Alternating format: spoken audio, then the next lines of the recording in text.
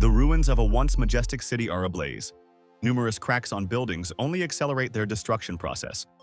Flames are fanned by the wind and travel from one building to another. The smoke screen covering the city is so thick that nothing can be seen through it. There are dead bodies everywhere on the floor. Their eyes, frozen in fear, were left staring forever into the void. In the midst of the chaos, a loud crack was heard.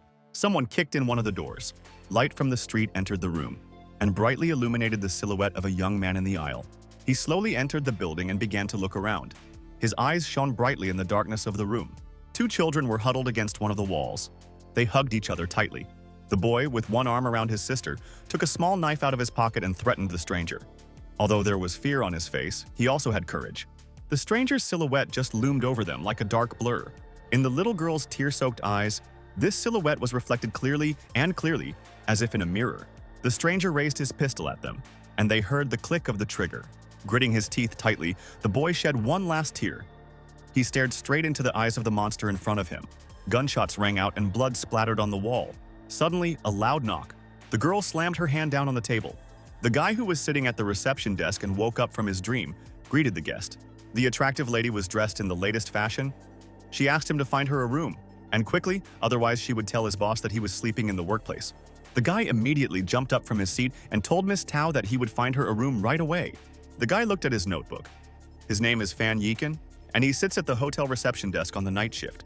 He started working here a long time ago, ever since he came to the city. He handed her the keys to room 26. Along the way, making a cute compliment to her outfit, the girl asked him to help pick up things in the room. Fan agreed, smiling broadly. The clock said it was late at night. Fan was slowly making himself some dry noodles. Working the night shift is very tiring for him. After all, in addition to cleaning the rooms, he also has to carry the things of the guests. The hotel is visited by very different people, and Fan always greets everyone equally. A tall, pretty girl and a small, aged man with a cigar in his mouth are very frequent guests at the hotel. Also, cool guys come by, in the company of several beauties, and also very often come in students who want to rent a room for the night exclusively for study. Non-standard pairs also often come in. Of course, Fan disapproves of such relations, but he is still polite to all the guests. He manages the rooms, hands over the keys, while the hands on the clock approach the early morning. This is his life. It seems that by morning there are fewer guests and everything becomes quieter. And then the door opens gently, and a light, barely audible chant can be heard from behind it. Fan already knows exactly who's behind the door. He waits with bated breath for the door to fully open. The guest that he is most worried about and waiting for the most has entered. A beautiful girl with a pretty appearance and beautiful forms came into the room. She asked him if he was tired from working all night. This girl is his boss. She always comes to him in the early hours of the morning and brings him an early breakfast. After he eats breakfast, he can go back to his room and get some sleep. The girl makes him eat more slowly each time so as not to choke, and Fan, fascinated by her, only agrees every time. This hotel was originally opened by this girl and her husband. It was a family business. But soon, because of the accident, the girl was left a widow, and now she has to manage the hotel alone. His boss is not only a kind and caring girl, but also very beautiful, and with a perfect figure, well, just a jackpot. In Fan's eyes and soul, she is simply a goddess. Once upon a time, a man who used to work at the front desk handed over his duties to protect their boss to him. Suddenly, at breakfast, the girl asked Fan if there was anyone he liked. Fan flinched at the suddenness and spat out the food he was chewing. He asked her why she had asked him so suddenly. The girl only said that she was interested in how he would continue to live without a hotel. She asked him directly where he would live and if he had a girlfriend. Fan replied that when the hotel was gone, he would still continue to work for her. The girl couldn't help but laugh and call him a stupid boy. She said that he would definitely find his purpose in life again. Fan asked her why she was suddenly talking about living without a hotel. Was she planning to fire him?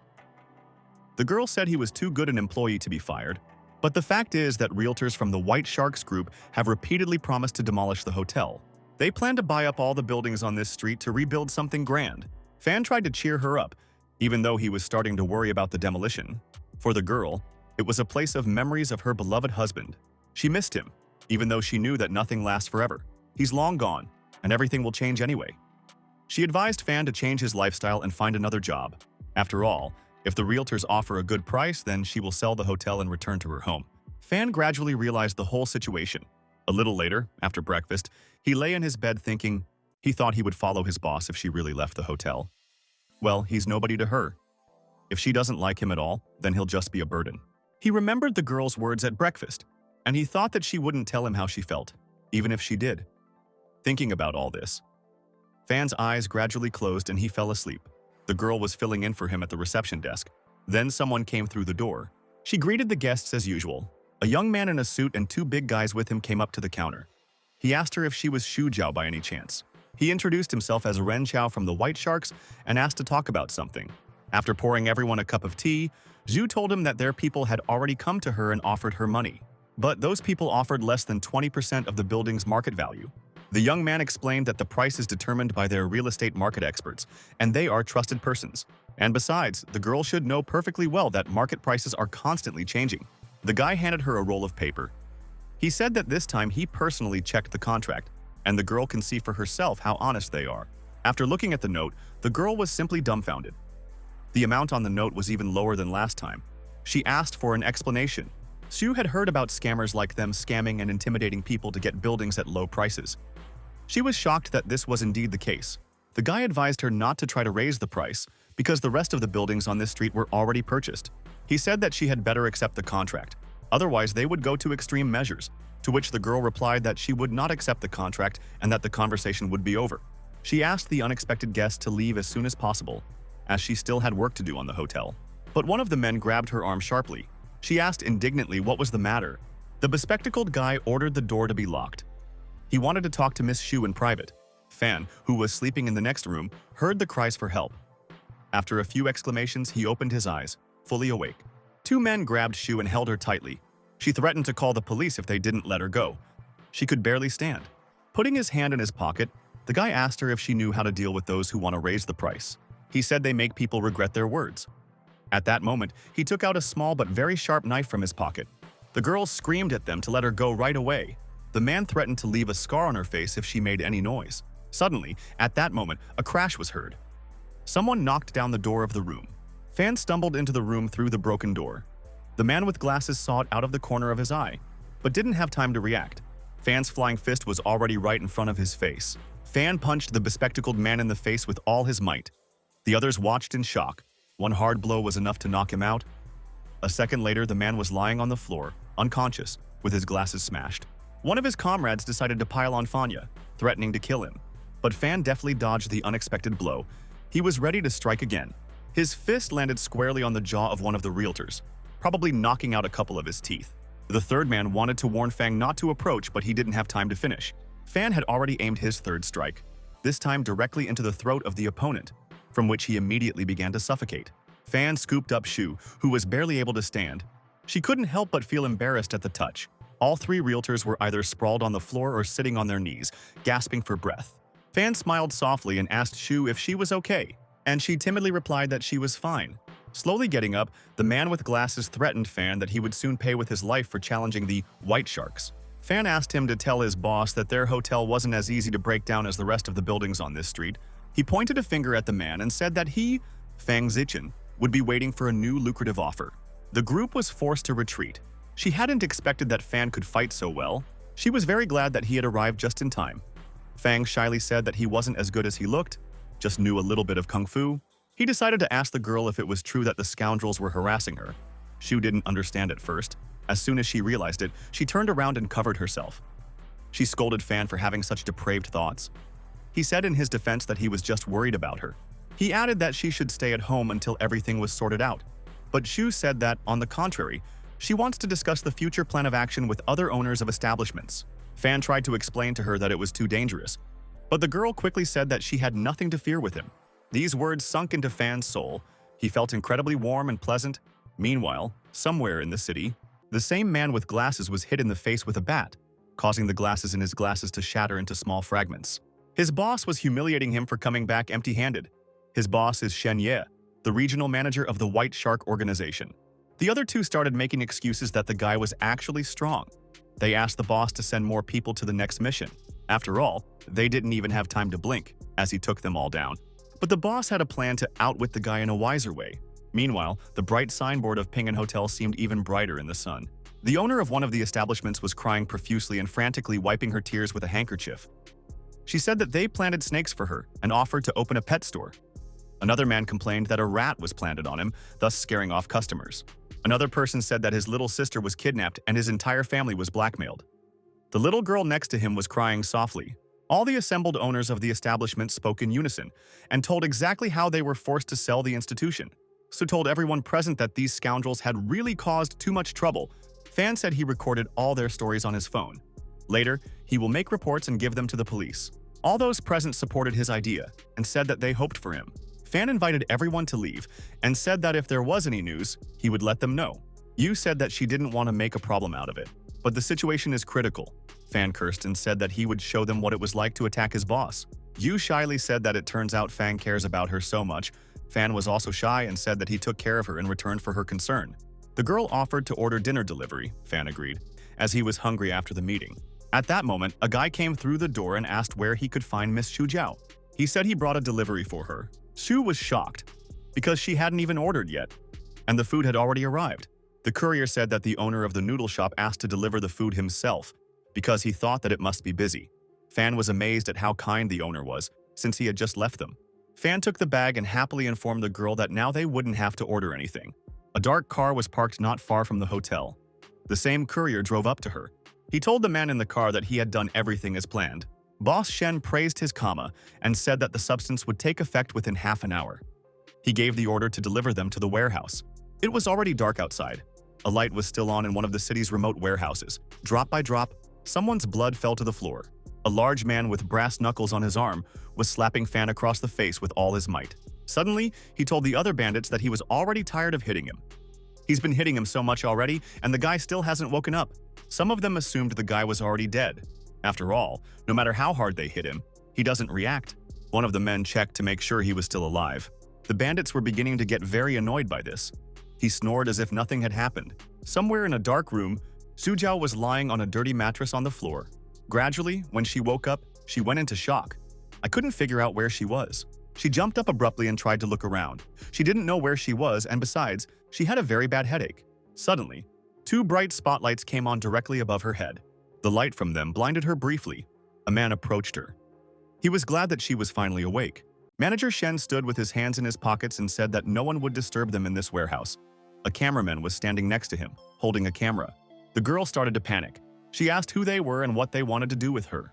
The man identified himself as a regional manager of the organization White Sharks, and then he introduced his junior, best cameraman. The cameraman waved to the girl. Shen said that the cameraman was here to capture the whole thing on camera. Shu's eyes filled with tears. She started threatening them to report everything to the police. The man's dark glasses hid a wild look. He said that soon she wouldn't even be able to get up, let alone make a phone call. The girl started shouting and insulting them and then got up and tried to run away. Manager Shen S was commanding his guys to get started. She tried to run but bumped into something. From such a collision, she fell. A dozen large men were standing in a wall in front of her. Tears welled up again, and Shu shivered in fear. Satisfied with the scene, Shen praised his boys. She turned to face the scoundrel, and all he did was bully her even more. Tell her what's going to happen to her next? He smiled maliciously and said that now everyone will know what happens to those who cross them.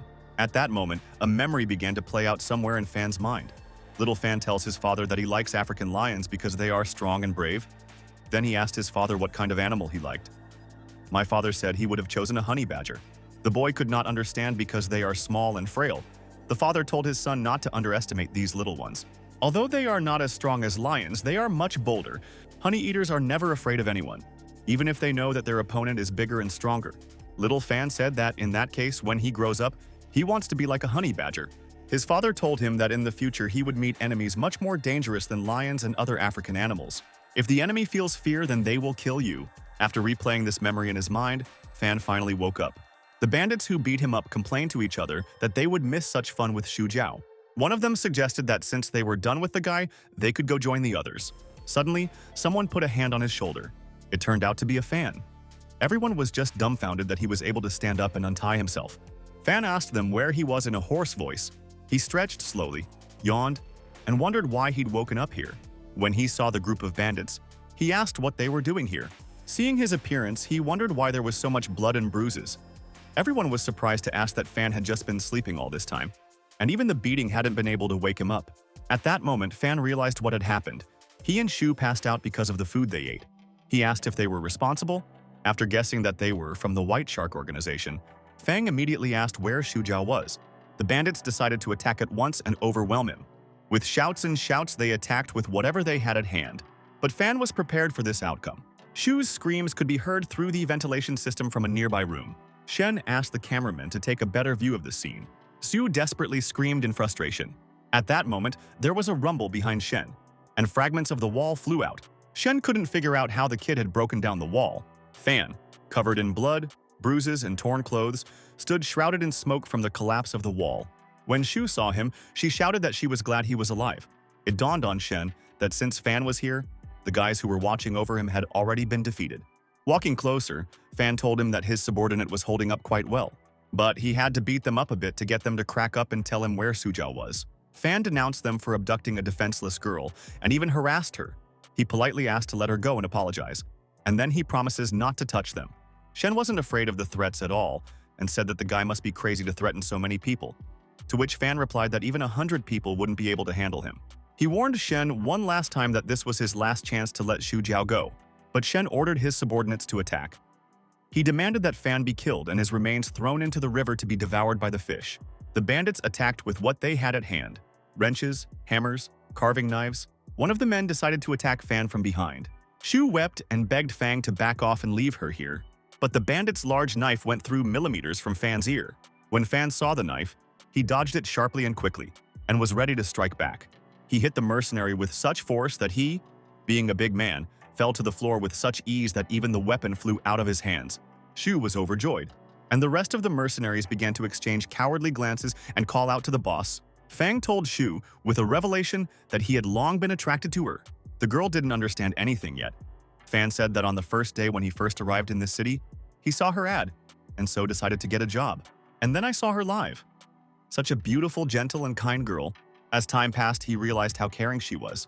Fan said that she was able to give him a warmth that he had never felt before. Although he knows perfectly well that she treats him like a little brother, he is still willing to take care of her in return for her concern. Standing in the crowd of bandits, Fan asked her to answer one question.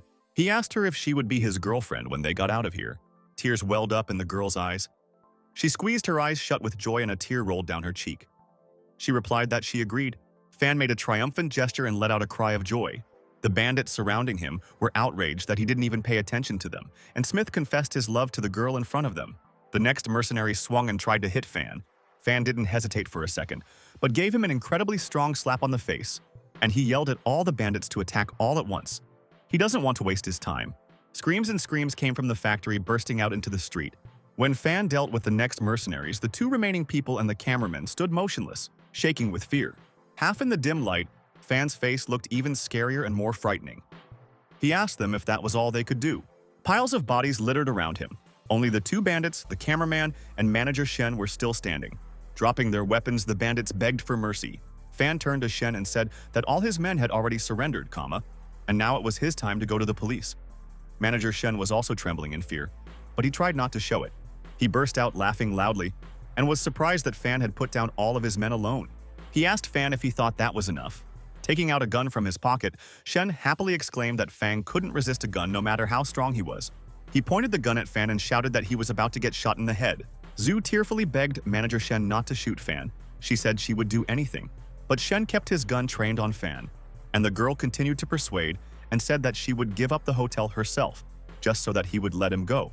Shen happily declared that he would take both the hotel, her, and Fan's life. He wanted to take everything he had. Then he pulled the trigger of the gun. The bullet flew out with great speed straight at Fan, but Fan managed to dodge the bullet. Then Shen fired again, and Fan dodged again. Bullets flew past him. Shen just couldn't figure out how he was doing it. While dodging all the bullets, Fang inevitably approached Shen. Fan told Shen that only he would die here today. With a powerful, well-aimed punch, Fan punched Shen in the stomach, lifting him up into the air. Blood splattered from Shen's nose and mouth. Fan had already swung a second time, shouting what kind of Shujiao was this to him. He hit Shen squarely on the jaw this time. Even Shen's glasses were shattered by the force. He couldn't stay on his feet and fell with a crash to the concrete floor. The remaining bandits and the cameraman decided to escape. Shu couldn't stop crying and calling out for Fang. Fan, smiling slightly, reassured her and told her that everything was fine now. Zhu ran over to Fang's place to meet him. She ran as fast as she could. When she reached him, she threw her arms around him. She asked him to promise not to act so recklessly again. Fan told her that he promised. Shu pulled him close and gave him a gentle kiss. Fan was over the moon at this moment. The next day in the hotel room, Fan was still in bed. When he woke up, he was surprised that Shu was already awake. He kept sniffing the blanket, trying to catch her scent. As he got out of bed and stretched, he thought that his life was finally getting better. But then he noticed something. There was an envelope and a note on the table. He began to read it, wondering why Shu Jiao had left. Inside the envelope was a check for a few thousand, and the note said that Shu had sold the hotel and left the money to him. She wrote that by the time he read this letter, she would be on her way to her hometown. To remedy that situation, the White Sharks agreed to pay a large sum to the entire establishment on the street. Therefore, starting from this day, the hotel belongs to their organization, and this money should be enough for the Fan to find a new home. She added that he is too good a person and she is simply not worthy of him. She believed that in the future, he would meet a girl much better than her. In a postscript, she wrote that she loved him and would always remember him. The hotel was indeed already sealed. A sad Fan stood in front of the hotel door and thought about what he had managed to lose in just one go. He was thinking how cruel Shu was that she didn't even leave him her contact. He decided to find a place to live first, and before that, go to the bank and cash out the money. Somewhere in the city, a car was parked right outside the main bank. The masked men inside were talking about how they could start their mission right now. One asked the other if the task was worth it, to which the second person replied that once they did everything, they would have a great life. One of them noticed and said that he had found the target. Two more cars were parked right in front of the bank. A girl wearing dark glasses came out. She looked quite stern and solid. An adult man got out of the other car. The girl greeted President Lee. She saw him that she would personally guard him. When she entered the bank, she ordered one of the guards to stand at the entrance. Approaching the vault, the worker opened the heavy wrought iron door, unlocking numerous locks. The girl and President Lee followed the employee inside the vault. After the employee typed in the code and opened the vault, he took out a burgundy briefcase. President Lee picked up the briefcase and opened it. It contained 5 stamps of different colors on a silk backing. The girl thought to herself, "Can these small pieces of cloth be worth 50 million?" President Lee asked her if she thought the stamps were beautiful. She said she didn't know much about it. She only knows that they are very rare and worth a lot.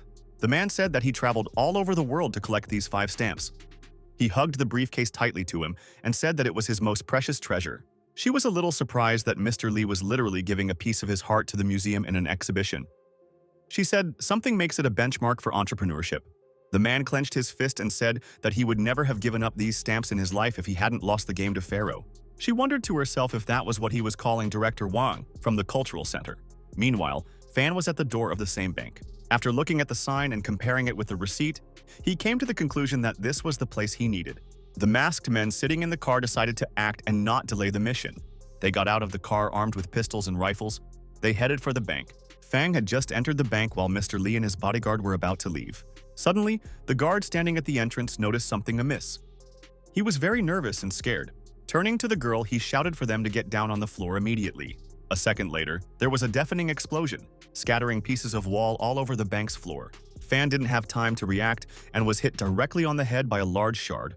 The guard turned to a girl named Nana and asked her if she was okay. "She's covering her body with Mr. Lee," said it's fine. Meanwhile, the robbers had already grabbed the briefcase and hurriedly left the building. Nana ordered all the guards to follow them and capture them. Fan was still lying on the floor, pinned down by the wreckage, and his check for 100,000 was burning out next to him. He tried to reach out, but couldn't. Nana and the others hurried to their cars to give chase. She ordered the driver to get close to the robbers. They rode neck and neck. One of the robbers told the other that he did not expect such a simple task. The other happily said that they were now insanely rich.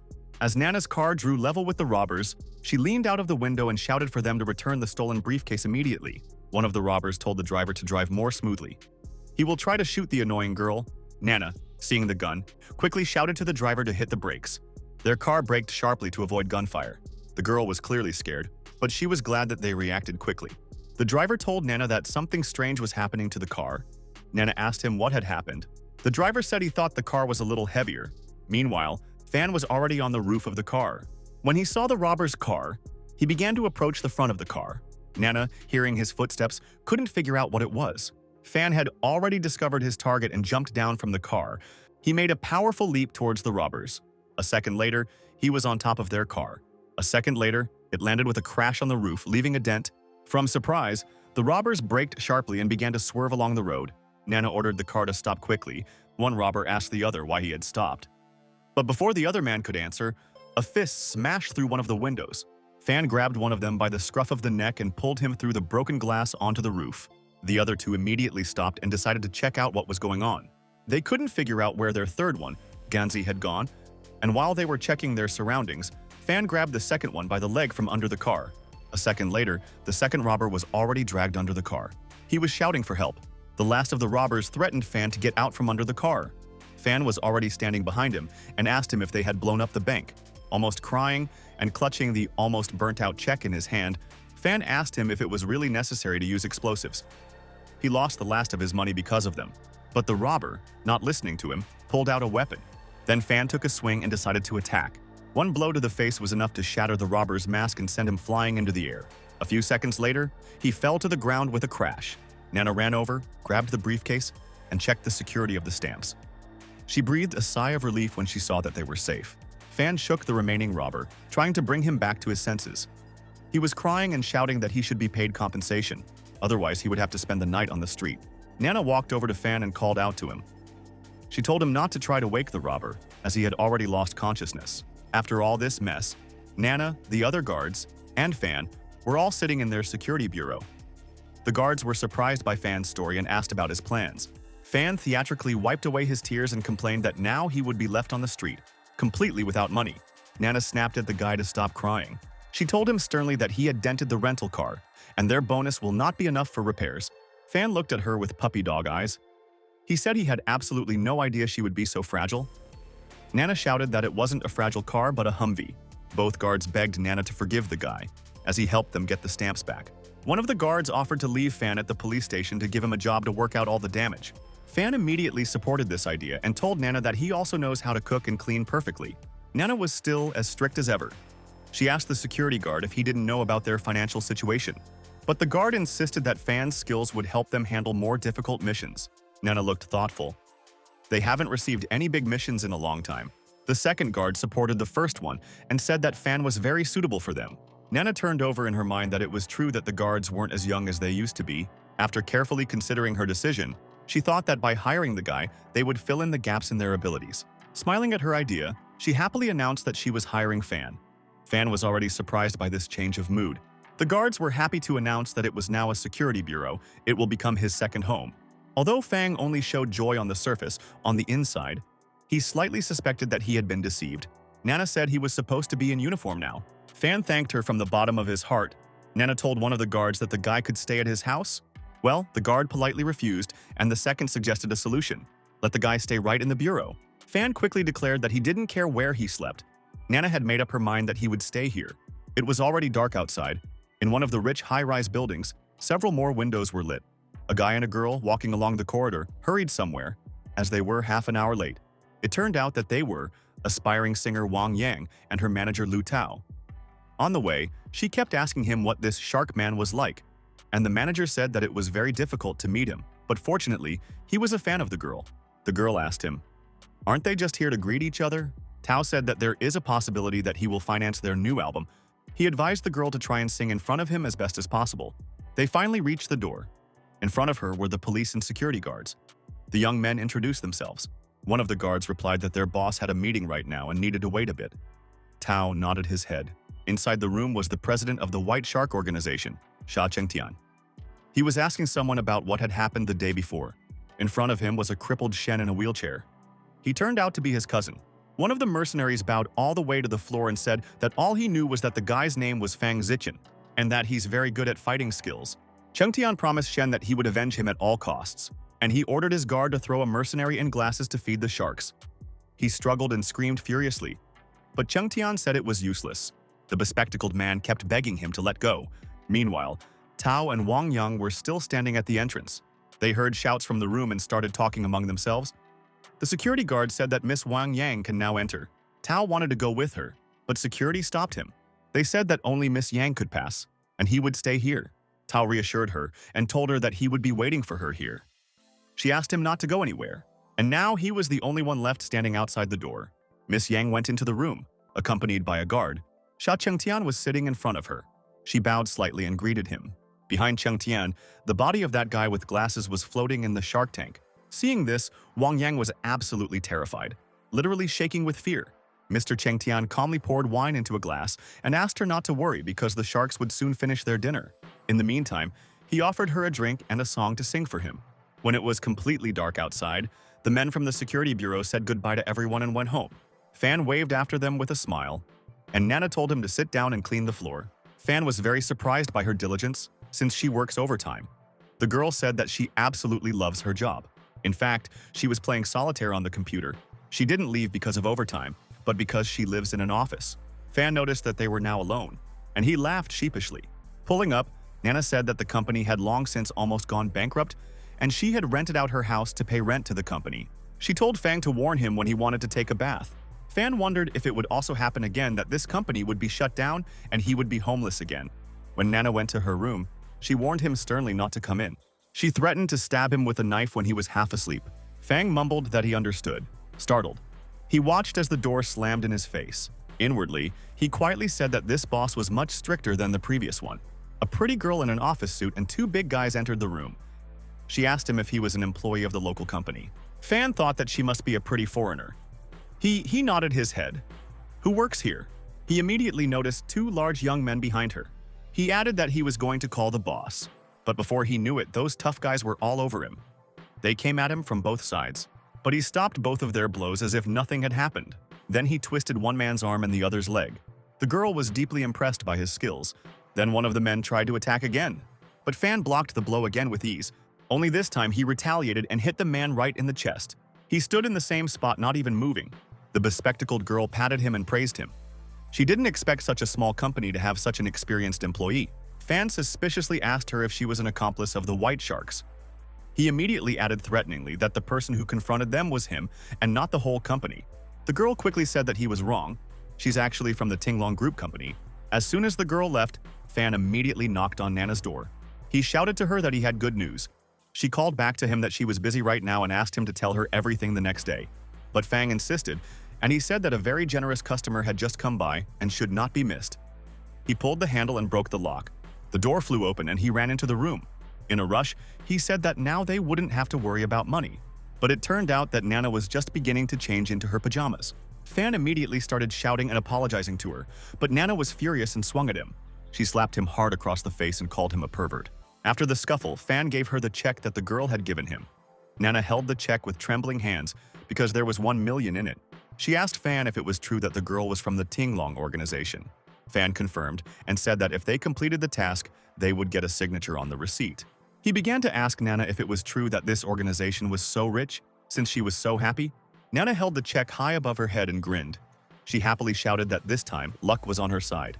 She explained to him that the Tinglong Group was the largest car dealer in the country. Their net worth is also the largest in the country. At that moment, she wondered why such serious people would turn to them.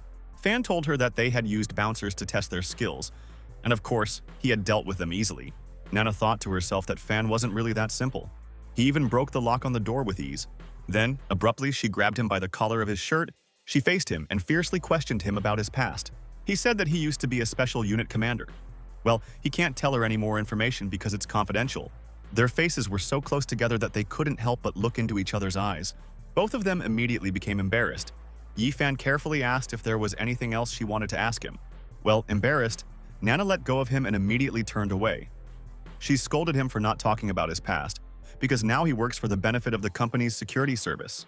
And he also owed them money to fix their Humvee. Fan replied that he would try his best from now on.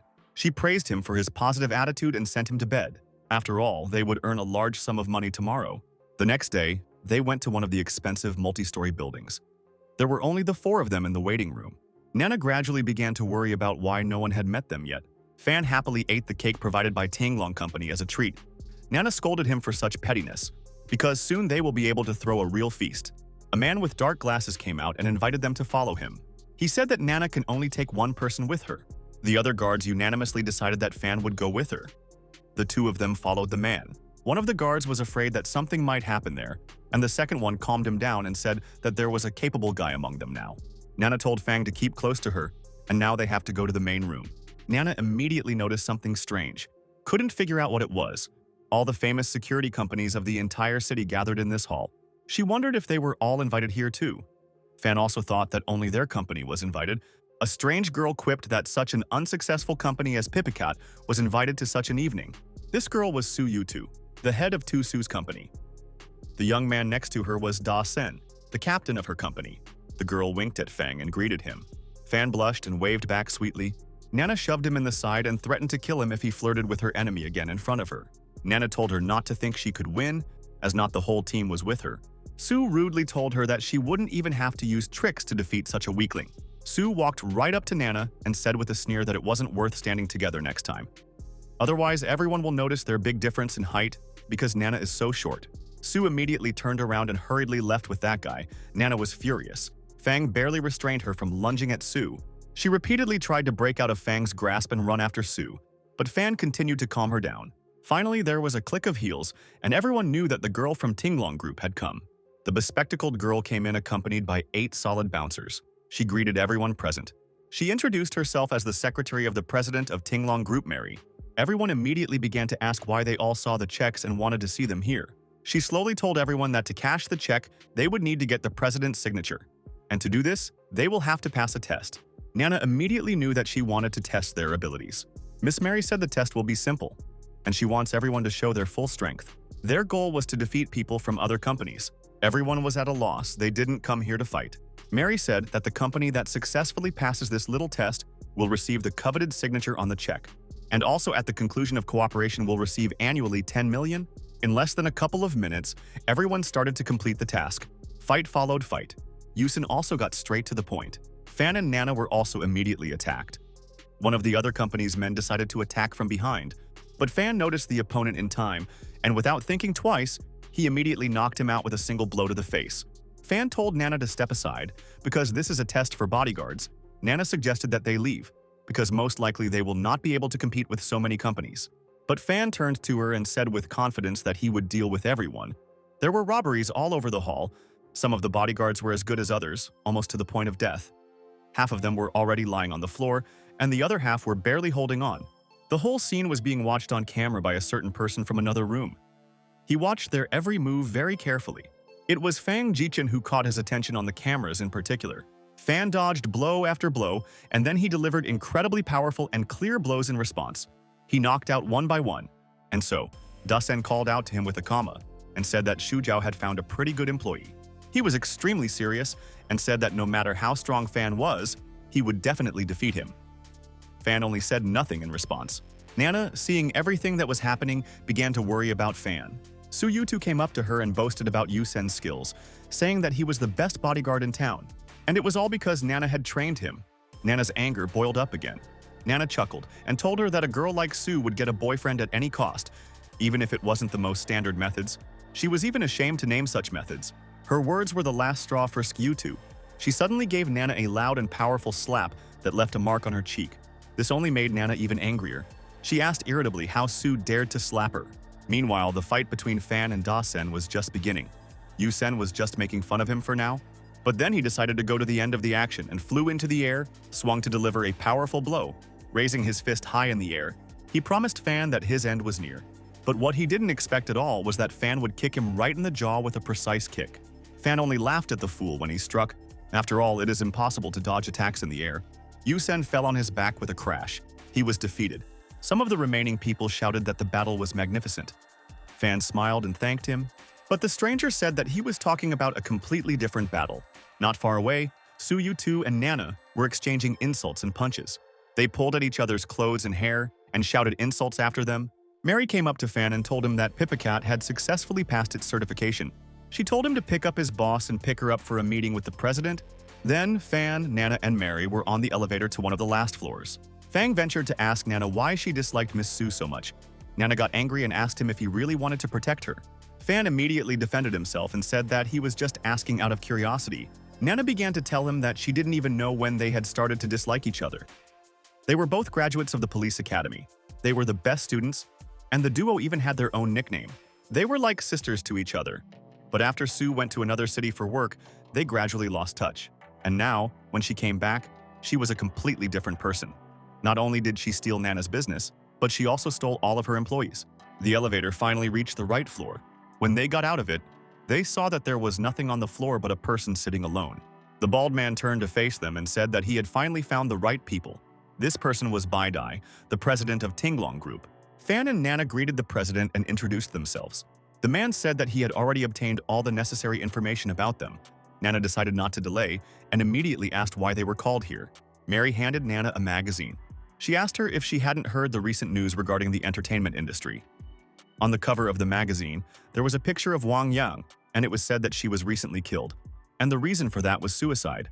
President Dai said that the girl was rumored to have committed suicide because she couldn't handle the workload. It turned out that his granddaughter had recently signed a contract with a Chinese company. This company specializes in supporting artists in the entertainment industry. Wang Yang was also there. He said that this industry itself is very dangerous, and he is worried that something may happen to his granddaughter, so he hires her bodyguards. He also added that as long as the bodyguards secretly protect his granddaughter, he will support them in every possible way. Nana asked him why he had hired them. After all, he has enough finances to recruit more famous bodyguards. Mary said that it was because of Fong Zikan's exceptional skills. And besides, President Dai promised his granddaughters that he wouldn't interfere in her affairs. This means that it will need to be guarded secretly. And just like that, his granddaughter hasn't met Fan before and so doesn't know him. Fang immediately realized that he would have to work undercover as a broker for Sinyi's company. He asked how this would happen. Miss Mary reassured him that they would arrange everything. President Dai shared that he lost his son and daughter-in-law in a car accident, and the only thing he has left is his granddaughter. Therefore, her bodyguards must protect her without revealing their identities. Nana said Pipicat would take care of it and promised to protect his granddaughter. She asked him to be sure of that. Miss Mary handed them a sealed envelope with all the necessary information for their inspection. In this envelope was a picture of a cute girl. This is a nice girl and was the president's granddaughter. Later that day, the fan reached a multi-story building. He couldn't believe that just yesterday, he was fighting with bandits, and today, he was already an agent for celebrities. He was excited. Although at the main door, he wondered what kind of stars he would be able to meet on his first day of work. As he walked down the corridor, he heard screams and the sound of broken glass. Some guy yelled at Tao that he signed up for one job and instead cleaned the toilet every day and cleaned the floors. Tao asked him back that the trainees or responsibilities included all of these responsibilities. The guy screamed even louder than before and raised his fist to hit Tao. Tao was about to get a punch in the face and squeezed his eyes shut, but when he opened them, he saw that Fan had intervened in the scuffle. He stopped that guy's fist and told him that any job doesn't start smoothly. The guy yelled at Fan to let him go, and threw insults in response, went out the door. Fan couldn't help but complain that the young people had become so picky at this time. Tao didn't fully agree. Tao asked him that he had already paid the debt this month if he came here for his sake. Fan said he'd misunderstood. When he entered Tao's office, Fan introduced himself as a new trainee agent. Tao asked him if he is the Fan Jichen who was recommended by all the retargeting.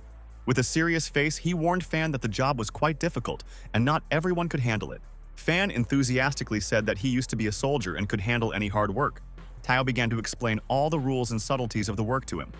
In short, it was clear that the pay was low and there was a lot of work to be done, which effectively meant that Fan would become his slave. Fan knew perfectly well that no fool came to work here, but he's only here for cover. So he said with a smile that working with celebrities is his dream. Tao thought that Fang was either a fool or that he was really pursuing something. But looking at Fan, he realized that he knew how to win people over, and would even be able to mentor a new generation of stars. Tao wasted no time in ordering a glass of water to be brought to him. Fan immediately ran to complete his task.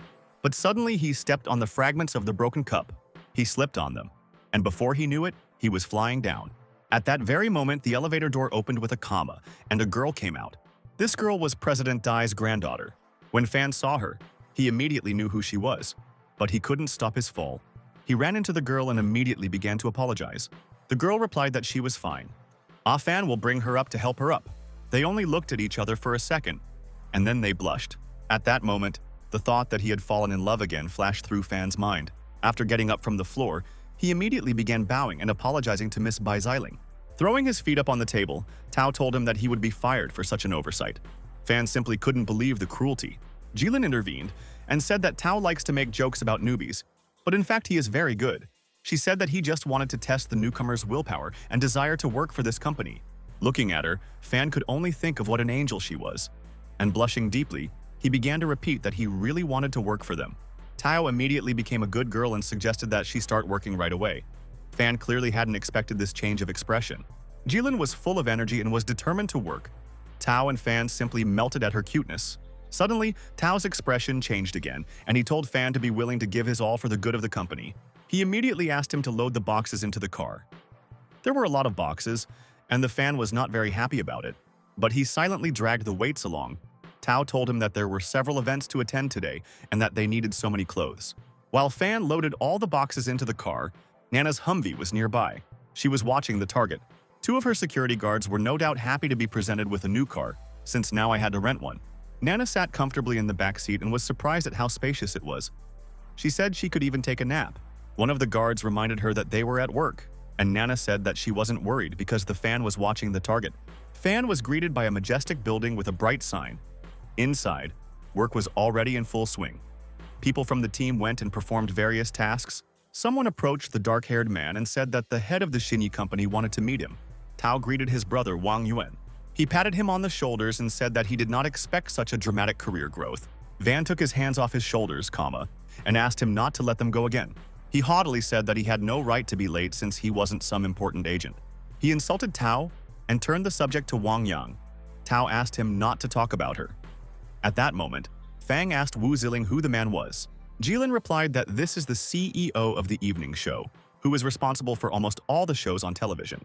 Tao hurried to introduce Wang Yuan to Jilin and praised her angelic voice. Yuan immediately assumed that she would become more popular than Wang Yang due to her velvety voice and appearance. He offered to spend the night with her, and in return promote her to the top of television. Fan was literally furious at his words, but he restrained himself. Tao laughed and said that Yuan was just joking. Yuan advised them to prepare better, as the audition would start soon. Fang had already taken a dislike to Yuan for a second. A thundercloud seemed to hang over him, and his hands trembled with the desire to stuff his face. But at this moment, Jilin gently took his hand. She asked him not to be angry because everything was fine. She said that Yuan was just making a bad joke and didn't need to take it personally. Fan was embarrassed and blushing again, but he promised not to worry anymore. Yuan walked down the corridor and gave instructions to the workers. He was going to go to the office for a while to rest. Suddenly, someone called out to him. It turned out that his name was Sha Chengtian. A girl and two bodyguards came with him. Yuan immediately bowed to him, greeted him, and said that he would provide them with a VIP room right away. Chengtian patted Yuan's face and asked him if he had reserved a casting spot for his singer. Yuan explained that he didn't know Chengtian was bringing someone. The girl blew out cigarette smoke and told him that he must be quite inexperienced if he didn't know such things. Her smoke made Yuan choke and cough. He spread his hands and said that they could have just warned him about coming. Chengtian smiled maliciously and asked if he really meant to say that it was his fault. Without waiting for an answer, he punched him in the gut. Chengtian grabbed him by the hair and started asking him who had managed to put him in the director's chair. Yuan quickly apologized. Chengtian intimidated him by saying that it would be easier for him to make a person just disappear. Yuan babbled that he would find a place for his singer right away. He immediately called out to his second-in-command as he stood there trying to catch his breath. He ordered him to immediately replace Jilin with the singer that Mr. Sha Chengtian had brought. Meanwhile, a lot of people had already gathered in the dressing room. Many celebrities were there. One of them was the famous singer Masha Shi, and also the hip-hop prince Liu Yifan. Fan was overjoyed to see so many famous people on his first day on the job. He was already enjoying this job. He had a microphone in his ear, where Nana was giving him instructions. She asked him to get her Huang Tzu's autograph. Two security guards also asked for autographs of their favorite celebrities. Fang immediately looked for Huang Tzu. I found him right away, standing there talking to Mr. Tao. Huang invited him to dinner sometime. Fan walked up to Tao and asked him in surprise, "Since when did Huang invite him to dinner?" Tao explained that he helped Huang with his debut, and now he feels constantly obligated. Fan asked him if he didn't know that Huang was so popular that people were already lining up to see him. Tao asked him if he knew Wang Fei. Fan replied with glowing eyes that it was Xie Dingfeng's girlfriend. Tao said he helped build their careers, and that was when their relationship began. Tao thought that Fan had come to his company because he was familiar with his popularity. He asked Fan why he had chosen his company back then. Fan hesitated to answer this question and worried that it would be discovered. Nana was shouting into his earpiece that he had to learn information about him. Jilin suddenly interrupted their conversation. She asked what they were talking about. She came out in a beautiful light outfit and looked like a forest nymph. It just glowed inside and out. She asked them how they liked her outfit. Fan said she looked like an angel, and Tao confirmed that this dress suits her very well. Fan, looking at her, thought that a beautiful girl like her would definitely gain popularity. One of the employees approached Tao and told him that they had made a small change and now his singer would not perform. Fan angrily asked how this could have happened. Tao also asked why she wasn't performing. But suddenly someone said that her place had already been given away. The girl sat pretentiously on a chair while she was being painted.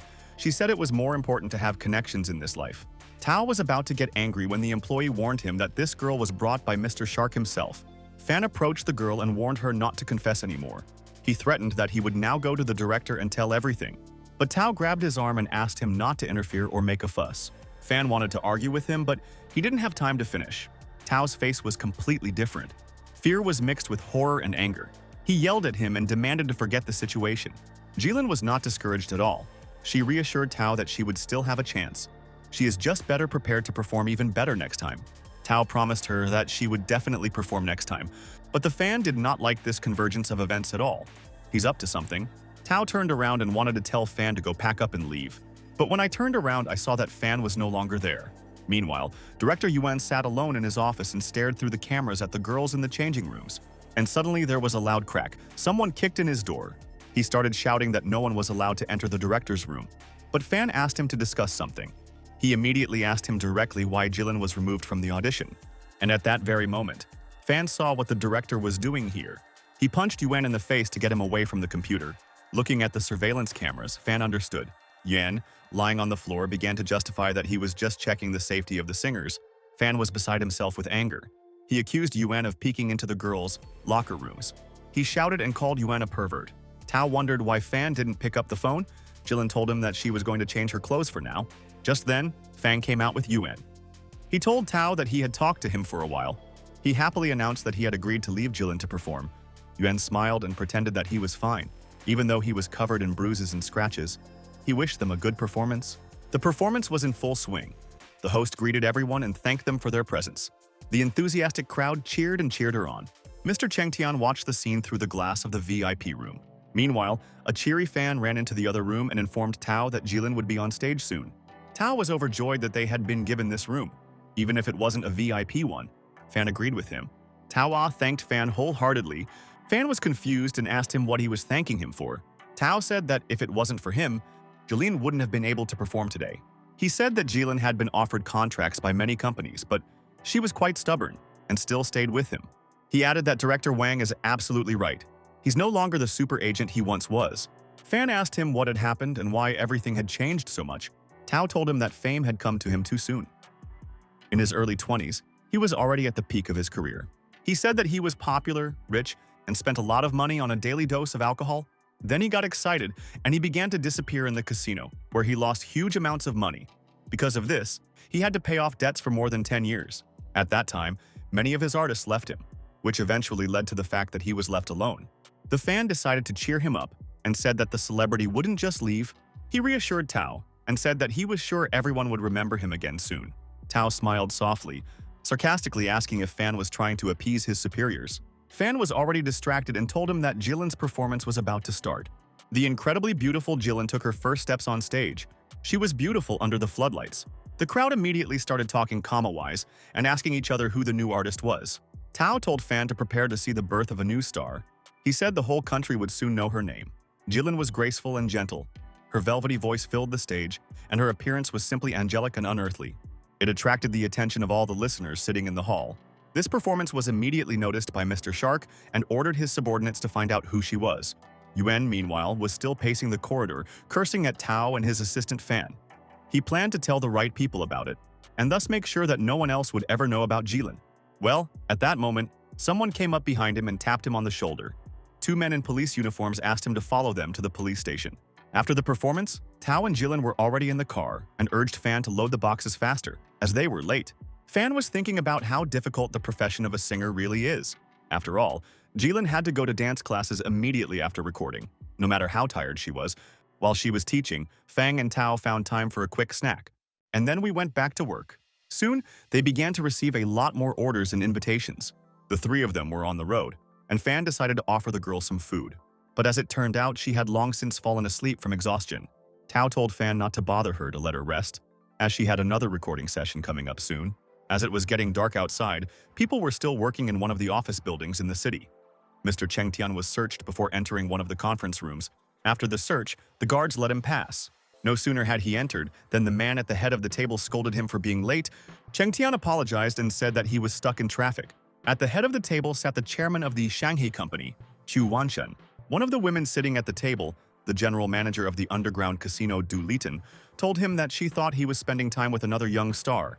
Cheng Tian smirked and told her that none of these stars could match her beauty. The person in charge of the pharmaceutical industry, Xu Zhengliu, cracked a joke and said that Cheng Tian must not take any of them seriously. Across from him was the head of the entertainment industry, Flutter Fei. She stood up for him, calling him baby. Cheng Tian thought to herself that he wasn't a baby at all, but he couldn't say it out loud. Mr. Wanton decided to start the meeting now that everyone was gathered. He started with the fact that the land that was recently occupied is now not enough. Currently, half of the city's territory belonged to their organization. Their real estate development plan has moved to the second stage, and so now they had to choose the person in charge. Everyone agreed. Du Litan said that she would stand in solidarity with any decision made by Mr. Wanshun. Flutter asked him who he would choose to be in charge. Meanwhile, Cheng Tian was wondering what kind of game Mr. Wanshun was playing this time. Old man Wanshun said that on the other hand, their pharmaceutical industry has been suffering lately. He looked at Chu Zhengliu and told him that he wouldn't have any favors despite being his son. Zhengliu chuckled in displeasure. Wanshun said that there was no need to choose the person in charge right now, and so he had a plan. It will give everyone involved 1 month. During this month, they should earn as much as possible. The one who earns the most will be responsible for the second stage. He said that he will turn a blind eye to any methods, as long as it does not exceed the limits of what is allowed. He said that there were some people present who could afford a little extra and looked at Cheng Tian, which after a while he was already driving in the car. His girlfriend was asking him who to meet. He told her that they would meet with the big boss and asked her to please him in every possible way. The girl looked at him and said that she wasn't going to be with just anyone. After all, she was his girlfriend, and he shouldn't do this to her. He asked her if she really believed she was the only one he had. Cheng Tian gave her a wild look and said that she was just another comma toy, and she should know it perfectly well. Tears welled up in her eyes, and he kept saying that she would have to listen to him until he got enough of playing with her. After a while, the girl was already in the house of the same big boss. The stranger was holding a glass of wine in his hand. He was sitting in an expensive chair in front of her, sipping slowly from a glass. Cheng Tian was already heading to the next place. He reasoned that he wasn't so successful because of his connections or superpowers. It's only because he can use the people around him. Suddenly, someone called his phone. The voice said that it got information about the girl at the casting. She's from Xinyi's company. It was already quite dark outside. How inopportunely the torrential rain was pouring down. Jilin waved to Fang and Tao and said that she would go home first. Fan shouted after her, telling her to go as fast as possible because it was raining outside. Tao shouted for Fan to get in the car quickly. But suddenly Fan noticed something. Jilin was followed by a hooded stranger. While walking along the road, Jilin also noticed a stranger behind her. She tried to quicken her pace to get away from him, but suddenly the stranger grabbed her arm. Jilin was terrified, but she couldn't even scream. Then the mad stranger asked her if she recognized him. He told her with wild eyes that he was her #1 fan and had been following her since her first performance. Jilin began to shake with fear, and tears began to form in her eyes, but she calmly told him that she recognized him. She called him Xiaorong. The guy didn't expect her to remember him, so he asked her if she remembered her promised autograph. The girl said that now she would sign his autograph without any problems, but first asked him to let go of her hand. He let go of her hand, leaving her badly bruised. He apologized and said he was just nervous. He searched in his bag for a poster to paint. Jilin tried to take a careful step back, but the guy, noticing this, immediately got angry and asked her if she was trying to leave and leave him. Jilin trembled even more in fear. She said that she wasn't going anywhere and would definitely give him an autograph. But the guy was already throwing out his arms to pounce on her. He shouted that she was lying to him and only looking down on him. But suddenly a hand grabbed his hood, and a second later he was already lifted into the air. A second later, Fan had already thrown it to the ground right into the puddle. Fang apologized and said that he wouldn't let him pursue Jilin. It turned out that the guy had already managed to get a knife. He started shouting that he would kill Fan if he got close. Jilin noticed that Fang Yi was injured. Fang only said how sorry he was for his new outfit. The unknown guy decided to retreat, but promised to return. Fang was about to pounce at the same time, but Jilin stopped him. Fan asked her why she had stopped him, because if that guy left, he would definitely come back. Jilin said she couldn't explain the reason. She just felt sorry for the Fan. Fan started to get angry with her. He told her that she shouldn't feel sorry for anyone, not even the fans. Jilin, embarrassed, said that she wasn't afraid because Fan was protecting her. The Fan just melted at these words, and at that moment, he thought how much he loved his new job after all. After a while, he was sitting at Jilin's house. He had changed into his pajamas and was sitting on her bed. He was very worried and embarrassed. as he was in the girl's house for the first time. He didn't expect President Wanshan's granddaughter to live in such a cramped place. He thought that she must have decided to achieve everything on her own. But he was also upset that such a star was living in such a place. Jilin suddenly entered the room and asked him why he hadn't undressed yet. She brought a first aid kit and asked him to take off his jacket to treat the wound. Fan was speechless at her chic, homely appearance. He tried to calm himself down as much as possible, but he wasn't very good at it. As soon as the girl treated his wound, Fang said sheepishly that it was time for him to leave now. Jilin told him that he would stay at her place overnight for protection. A dumbfounded Fan asked her again. Then he quickly put on his dressing gown and muttered that he couldn't stay here any longer. But before he could finish, Jilin hugged him from behind, which made him even more embarrassed. She hugged him and begged him not to leave and stay with her. She said that today's situation reminded her of the past. She said plaintively that she needed support. She told him about when she was just starting out and her company always called her at parties. And at one of these parties, a drunken guest harassed her. She called out to her broker for help, but he just stood back and did nothing.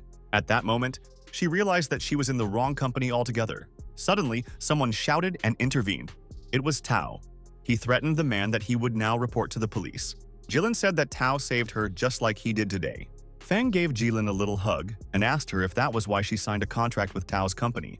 She said that wasn't the only reason. She knew his name before she even started her career, so this was a huge chance for her. Fang laughed lightly and asked her if she really liked him too, since he also saved her. Jilin looked at him in disbelief and asked if Fan didn't know who he was. Fan replied that Tao was a great broker. Jilin leaned close to his ear and whispered something. Hearing this, Fan couldn't believe his ears. He was very surprised that Tao was like boys. At that moment, Tao sneezed loudly in his office. He was talking to someone on the phone and filling out a schedule at the same time. Fill in the last line. He was pleased that they would have a lot of meetings tomorrow as well. Someone rapped furiously on the door. Tao didn't understand who could have come at such a late hour. He cautiously opened the door and began shouting at the man who had a closed sign on the door. But when Tao saw who was standing behind the door, he was horrified. Mr. Shark himself asked him if he had scared him. Tao immediately slammed the door and shouted that he didn't even want to talk to him. But Tao didn't have time to move away from the door when there was a crash. Mr. Shark forcibly broke down the thick door. Tao fell to the floor. Chengtian asked him how he dared to close the door in his face. It was the first time he'd come to talk to someone in person. And then some fool meets him and says he doesn't want anything to do with him. Tao yelled at him that he was the reason his singer had died. He yelled at Chengtian to get out of his office as soon as possible. He snatched up the shard of the door next to him. He rushed towards Chengtian, shouting at him to get lost. But Mr. Shark didn't even move and only said that he came here for business. He put the gun to Tao's forehead. Holding him at gunpoint, he asked to hear him out. And he said that Tao had a pretty good taste for rising stars. Tao looked nervous. He asked him if he meant Jilin. Still holding the gun to his head, Chengtian promised that she would become a superstar if they agreed to cooperate. He promised Tao to change his life and make him famous again, as before. But Tao started shouting that it was because of Chengtian that his singer was killed, and he would never make that mistake again. Chengtian chuckled and asked him, does he really think he's such a monster? He said that he liked Tao's skill of making money out of everything. He tried to reassure Tao that Jilin could make a lot of money for the two of them. It was a clear day outside. Fan was walking down the street with groceries in his hands. He smiled and thought how very gorgeous it would be today. But suddenly a Humvee braked hard beside him. Nana came out. Fan shouted in surprise. Nana grabbed him by the ear and dragged him into the car. In the car, Fan nervously wished everyone a good morning. The two guards and the boss attacked him at the same time, and they asked him about his affair with Jilin. Fan awkwardly turned away and said that he couldn't tell them about it, because it was very personal. Nana bared her teeth and started yelling at him that it wasn't any of his business. She told me not to forget who he really was. As she threw Fang out of the car, she shouted that he wasn't worthy of President Wanshan's granddaughter. As she drove away, she shouted after him that she would kill him if they lost the order because of him. Fan's mood immediately dropped. Indeed, he had simply forgotten that Jilin was a star. He's no match for her. After a while, he and Jilin rode the elevator to one of the upper floors. Jilin tried to take his hand, but he jerked her away. He reminded her that there were cameras in the elevator and they needed to be careful. After getting out of the elevator, Fan deliberately walked slightly ahead of her. Jilin couldn't understand what had happened to him. All Fan could think about was whether she would like him as well if she confessed who he really was. Well, his eyes were drawn to the mover who was carrying the sofa out of their office. He immediately asked the movers where they were taking all their things. The mover told him that the boss had asked him to move things to a new location. Fang and Jilin were surprised that Tao didn't tell them anything. Just then, Tao came up to them. He told them that he had decided to move to a nicer place. Jilin said she thought they were broke. Tao reassured her and told her not to worry about the money. After all, he found her an investor. A little later, they arrived instead of their destination. They were met by a huge building of the White Shark organization. Fan, seeing the size of the office, wondered how much it might cost to rent. Tao happily said that this was their office now. Mr. Shark came into their office. He said he was so glad they liked it. He said he would do whatever they wanted for them. Tao introduced Jilin and Chengtian to each other. Fang heard a familiar name and immediately knew that it was the same company that had abducted them last time. Chengtian greeted Jilin and said that she was insanely attractive. He took her hand gently. He almost brought her hand to his lips to kiss it, but someone suddenly put a hand between his mouth and Jilin's. It was Fan's hand. He said that there was no need to use etiquette right now. Tao immediately slapped Fang on the back of the head and scolded him for such actions. He shouted at him that he had no right to talk to President Shah like that. Jilin tried to calm Tao down. Tao shouted for Fan to immediately ask for forgiveness. After listening to all this, Chengtian asked him to forget about this situation and go to the main part instead. He handed Tao a clipboard with one of the pages of an entertainment magazine open. On the first page was Jilin.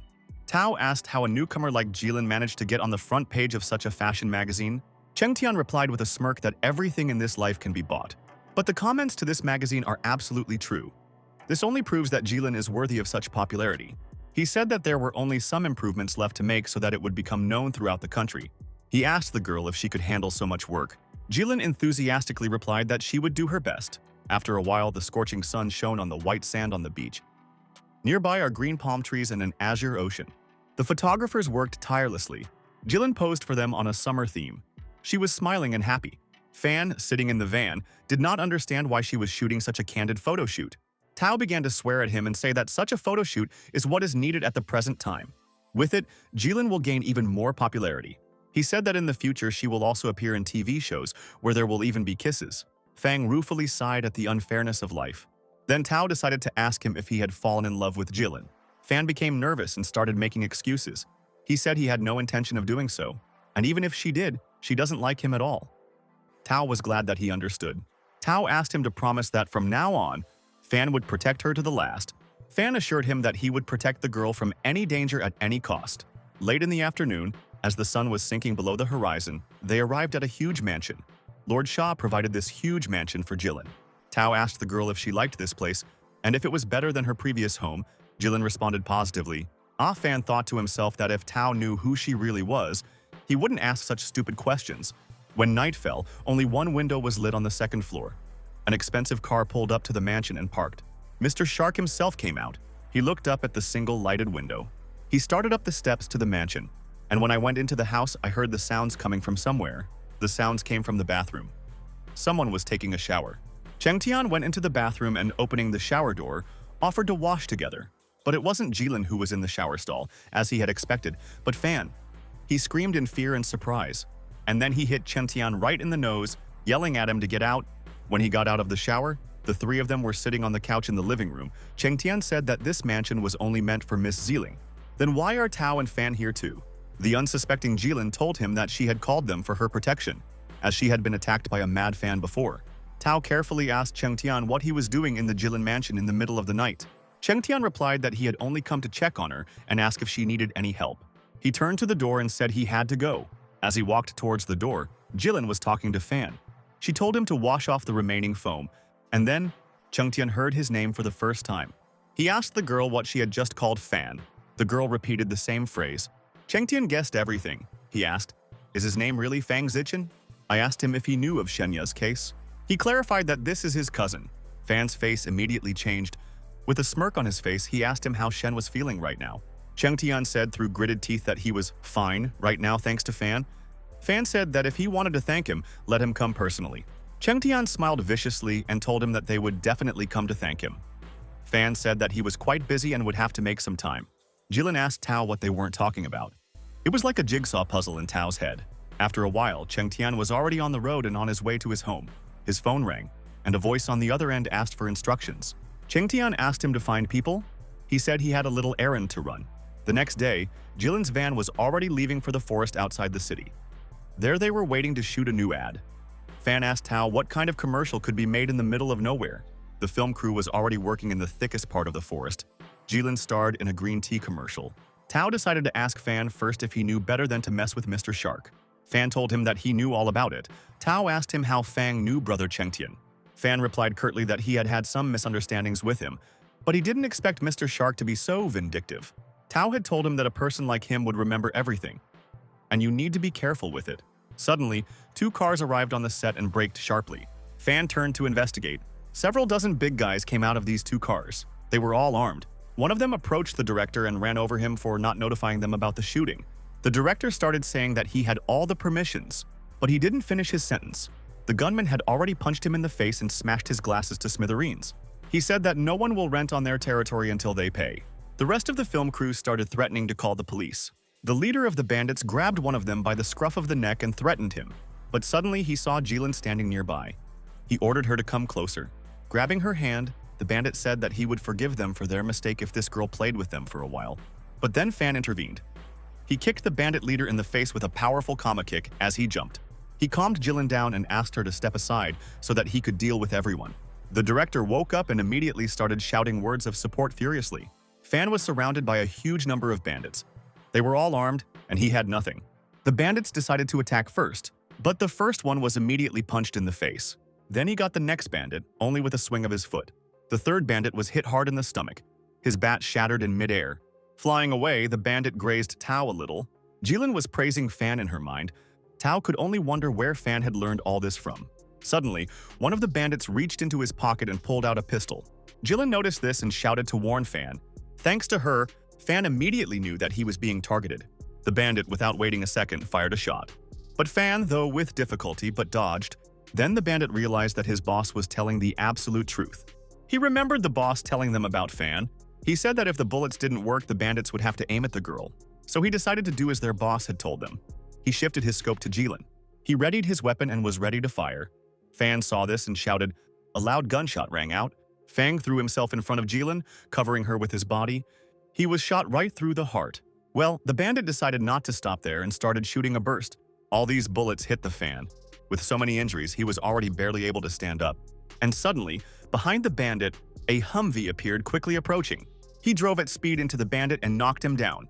Nana and her boys ran towards the Fan. Jilin tried to calm him down and said that everything would be fine. Nana told her that she would take Fan to the hospital as soon as possible. Fan saw Nana and tried to say something.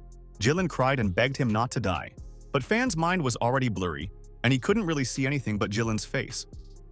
When he closed his eyes, all he could think about was that she wasn't hurt. A few hours later, they were all in the hospital and standing outside the intensive care unit. Tao asked Nana for an explanation. He wanted to know who they were.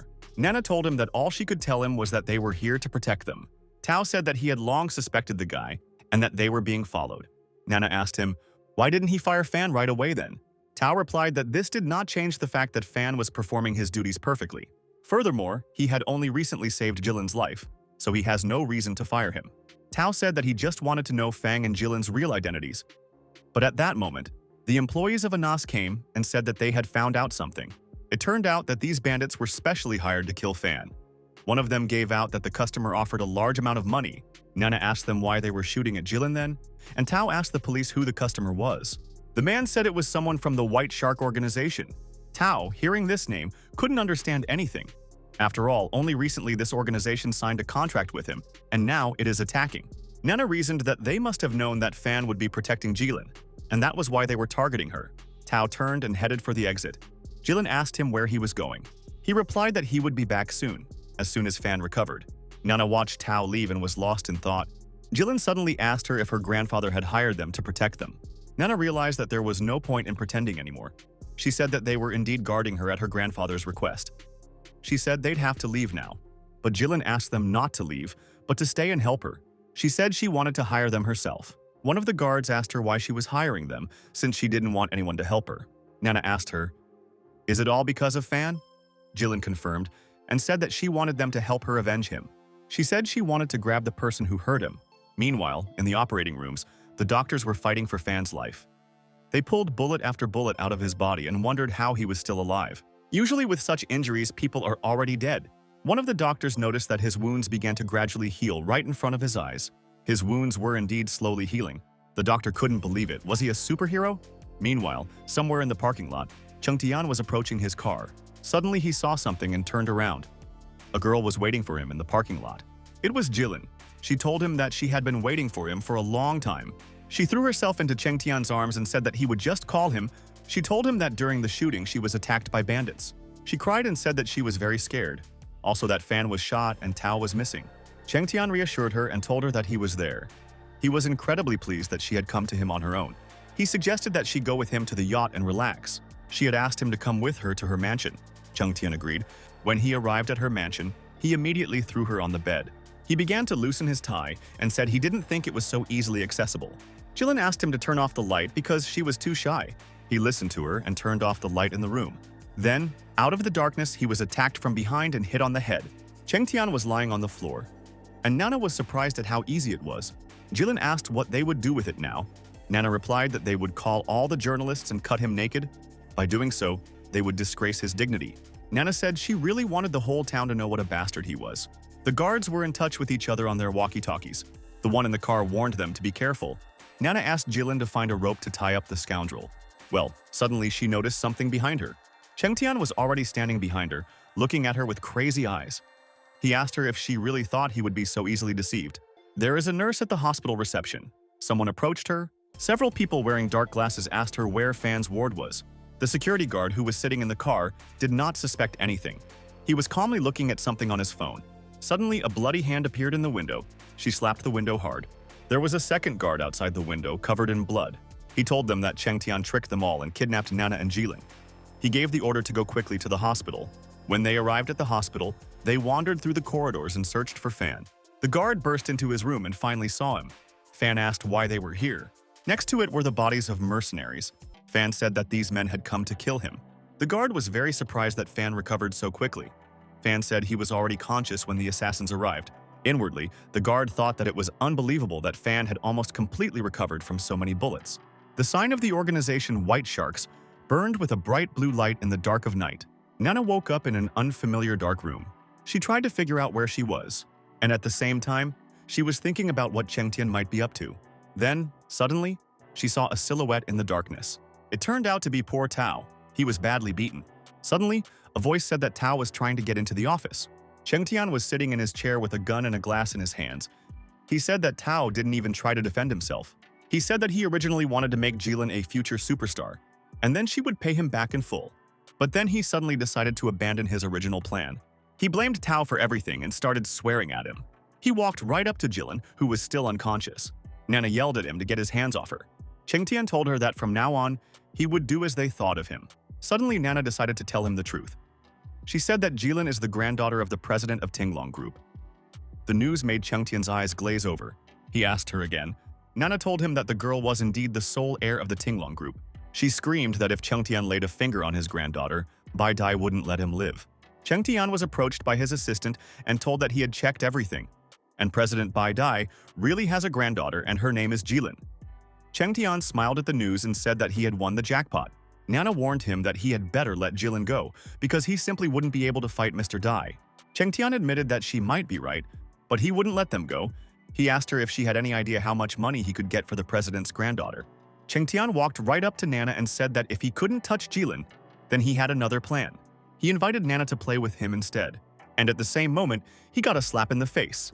Well, he just liked this behavior. An assistant ran up to Cheng Tian and informed him that the cameras had picked up Fang at the main entrance. Cheng Tian couldn't believe that he had sent so many people to kill him. To which the assistant replied that he had long since lost contact with people, and Nana hoped it was true. Approaching the entrance, one of the guards asked Fan if he could fight alone. Fan grinned and assured him that he was really very strong and could handle it.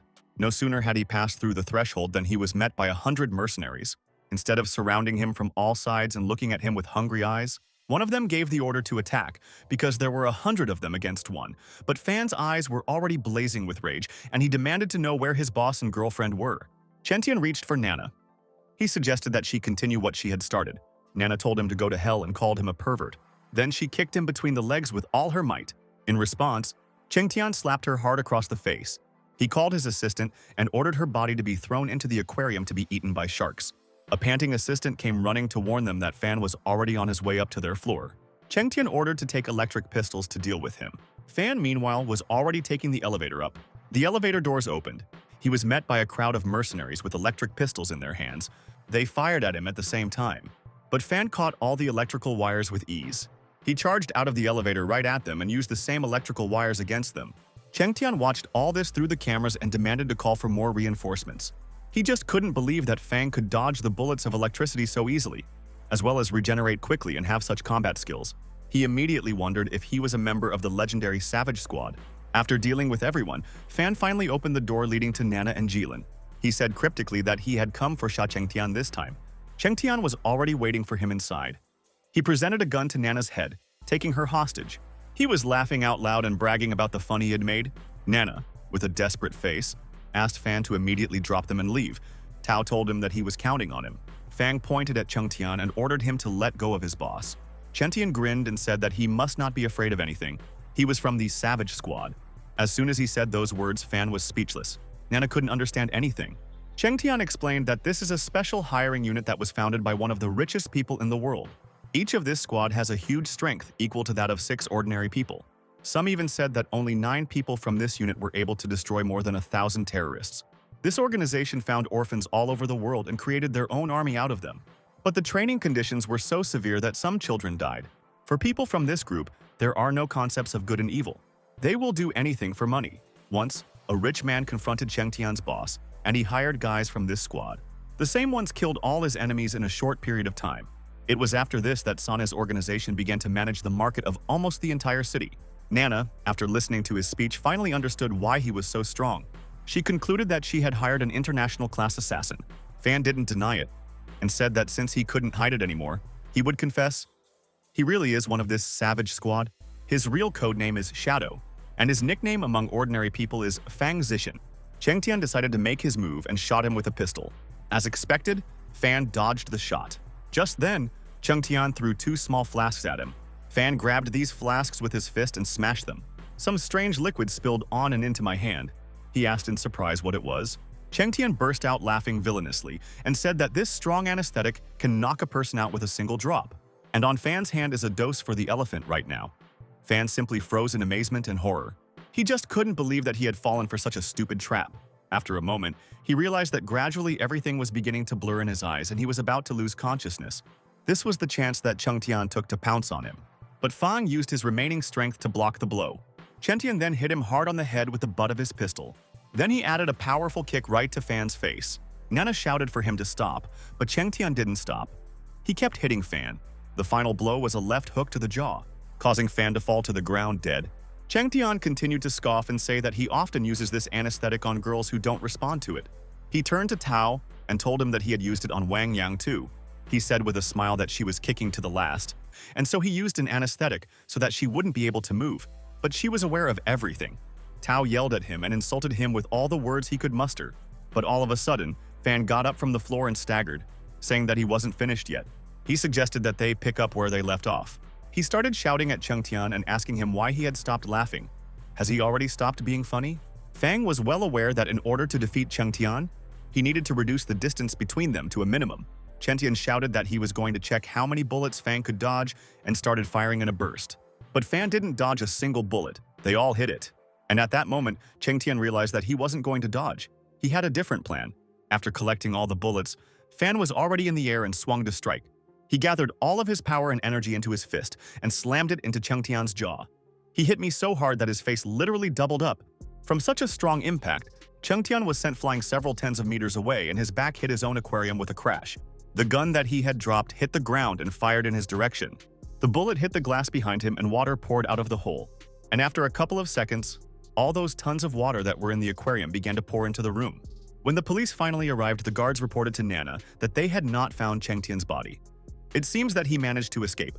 One of the guards suggested that he would take revenge on them. Nana fully supported him and said that they would have to be careful in the future. The guard asked where Fan was now. Fang was standing there talking to Jilin. He sincerely apologized to her for his lies. He told her that their love was wrong. There was a loud bang. Jilin gave him a savory slap in the face. Fan told her that she could hit him as much as she wanted if it made her feel better. Jilin grabbed his shirt and burst into tears. She asked him why he said such things. She tearfully told him that she absolutely didn't care about his lies. All that mattered to her now was that he loved her, if it was genuine love.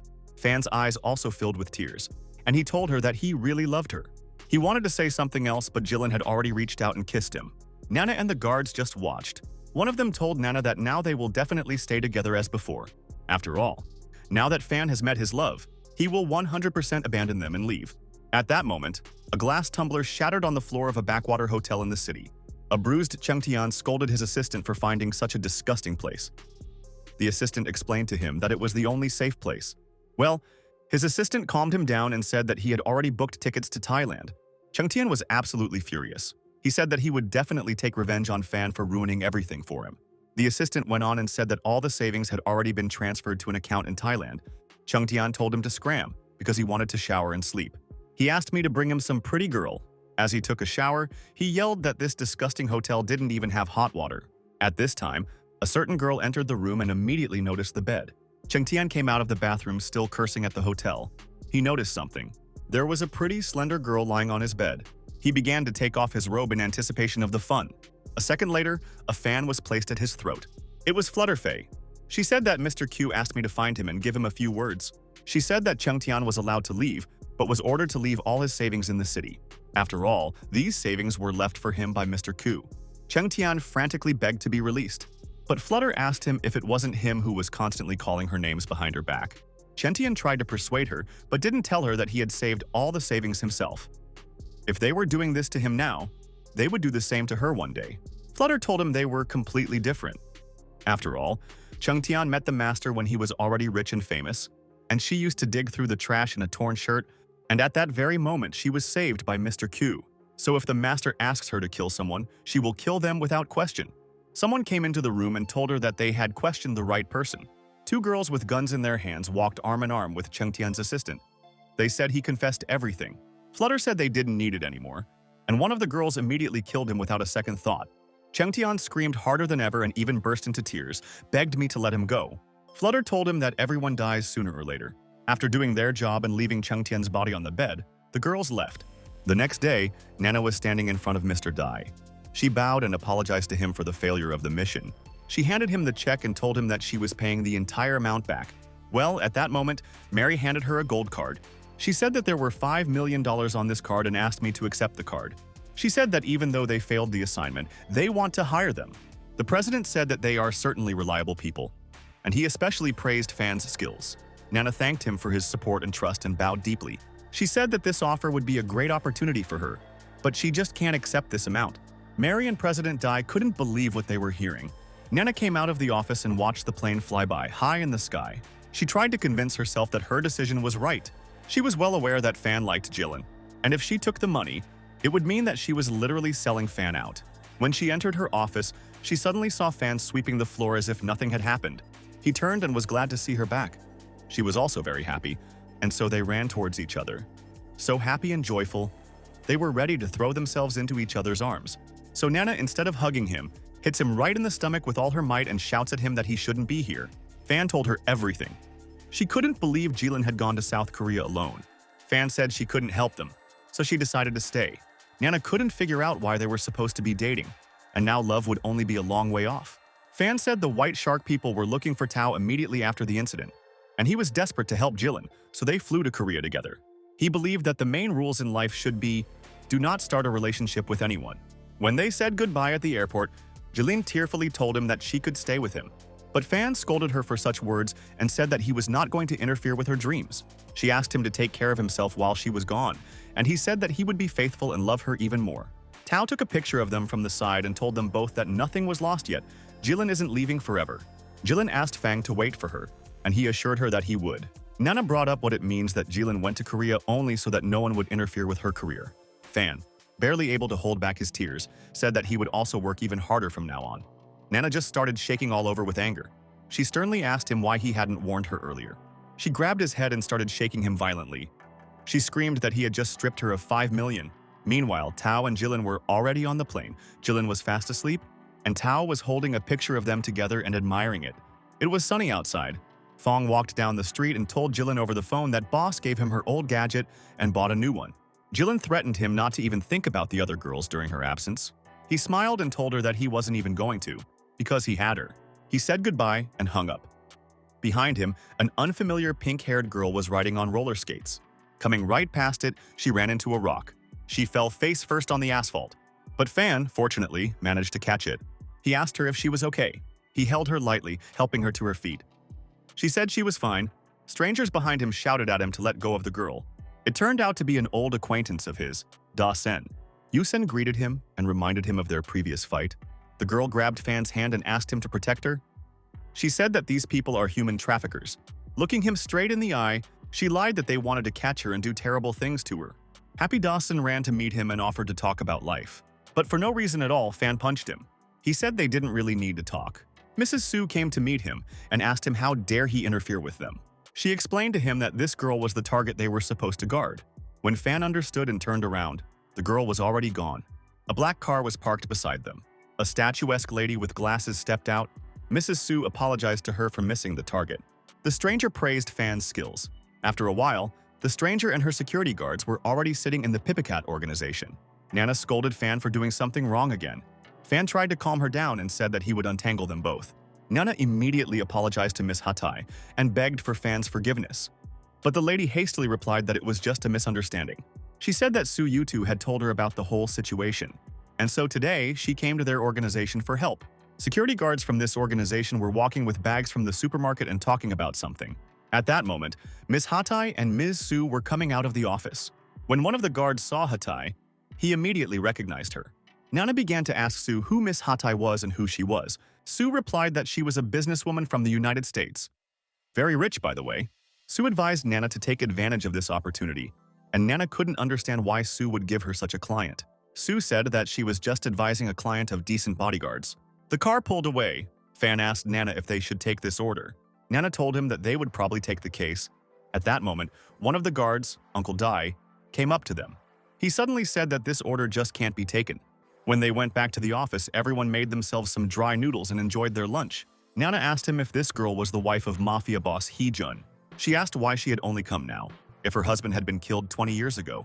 Dai explained that apparently her husband foresaw this outcome of events and therefore sent her abroad in advance.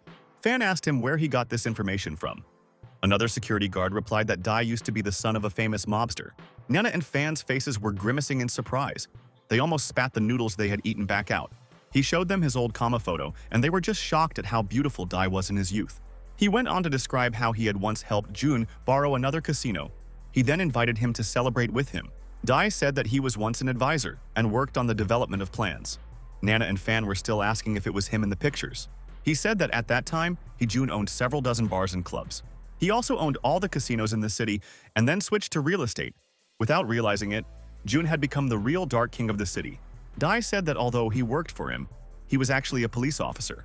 At that time, he already had all the necessary evidence of Jun's crimes, but he just didn't dare betray him, because he treated him like his own son. At that time, Jun's very existence was extremely dangerous to all the other gangs in the city. So one day they decided to rally together and take revenge on him. All of his assistants were killed, and at the very end, he was also brutally killed. Dai sat and wept bitterly over the corpse of his friend. He said that he was briefly detained by the police and spent some time in prison. If at that time he had sent all the evidence earlier, then probably Jun would still be alive. He said that most likely his wife, already being abroad, gave birth to a child there. He concluded that her current actions only meant that she was going to take revenge. Nana couldn't understand how she'd never even heard of such people. Another guard told her that in the past, when working with her father, they often crossed paths with these bandits. He assumed that Miss Hate had come fully prepared. Fan said it was too late to think about it now. The guard asked him why he thought so. Nana grudgingly said that she had already received a check for completing this task. The guards immediately swooped down on her and shouted that everything they had just said was a waste of time. A party was being planned in one of the city's posh holiday homes. A tinted car pulled up to the entrance. Miss Hatai got out. Everyone present greeted her. She came to the checkpoint. When she came in, she complimented her assistant on how much profit they had made recently. She told her to send more people to the casino hall to lend money to the players. She asked about the situation at one of the tables. The assistant explained that the player had already lost several million and therefore attracted their attention. The same pink-haired girl was sitting at the table, losing over and over again. If you lose again, she decided to raise the bet. A whole crowd of people had gathered around her, and now she had lost again. She just couldn't believe her bad luck. The crowd just laughed at her losing streak. She was about to leave when suddenly the guards came up to her and asked her to repay the debt before leaving. The girl hesitated a little. Nana and her team were already on their way. Nana showed Fan the picture of the girl and asked him if he had seen her. Fan confirmed that he had seen her. Nana said that this photo was taken by her friend yesterday at the Night Oriole Casino. Dai shouted that he knew this casino. It belongs to the Sanhei group. Meanwhile, in the casino, its owner was standing in her hands with pepper spray. She scolded the girl for making two of her guards blind.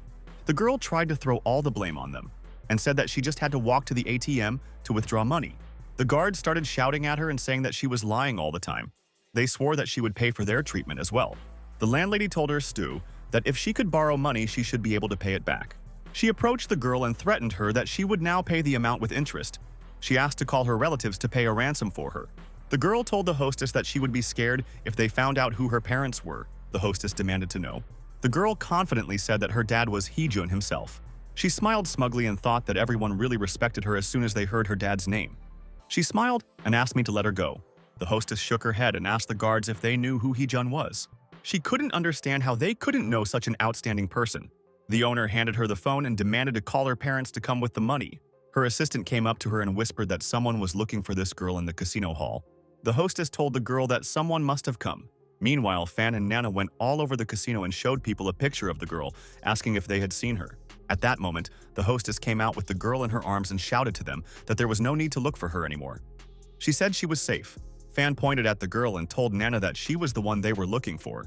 Nana told her that her mom sent them to pick her up, but the owner asked them to wait because the girl must pay them 500,000. Fang, Nana, and the guards all cried out when they heard such a large sum. Fan suggested that the boss give the check that the girl's mother had given them. Nana wasn't happy about this decision at all.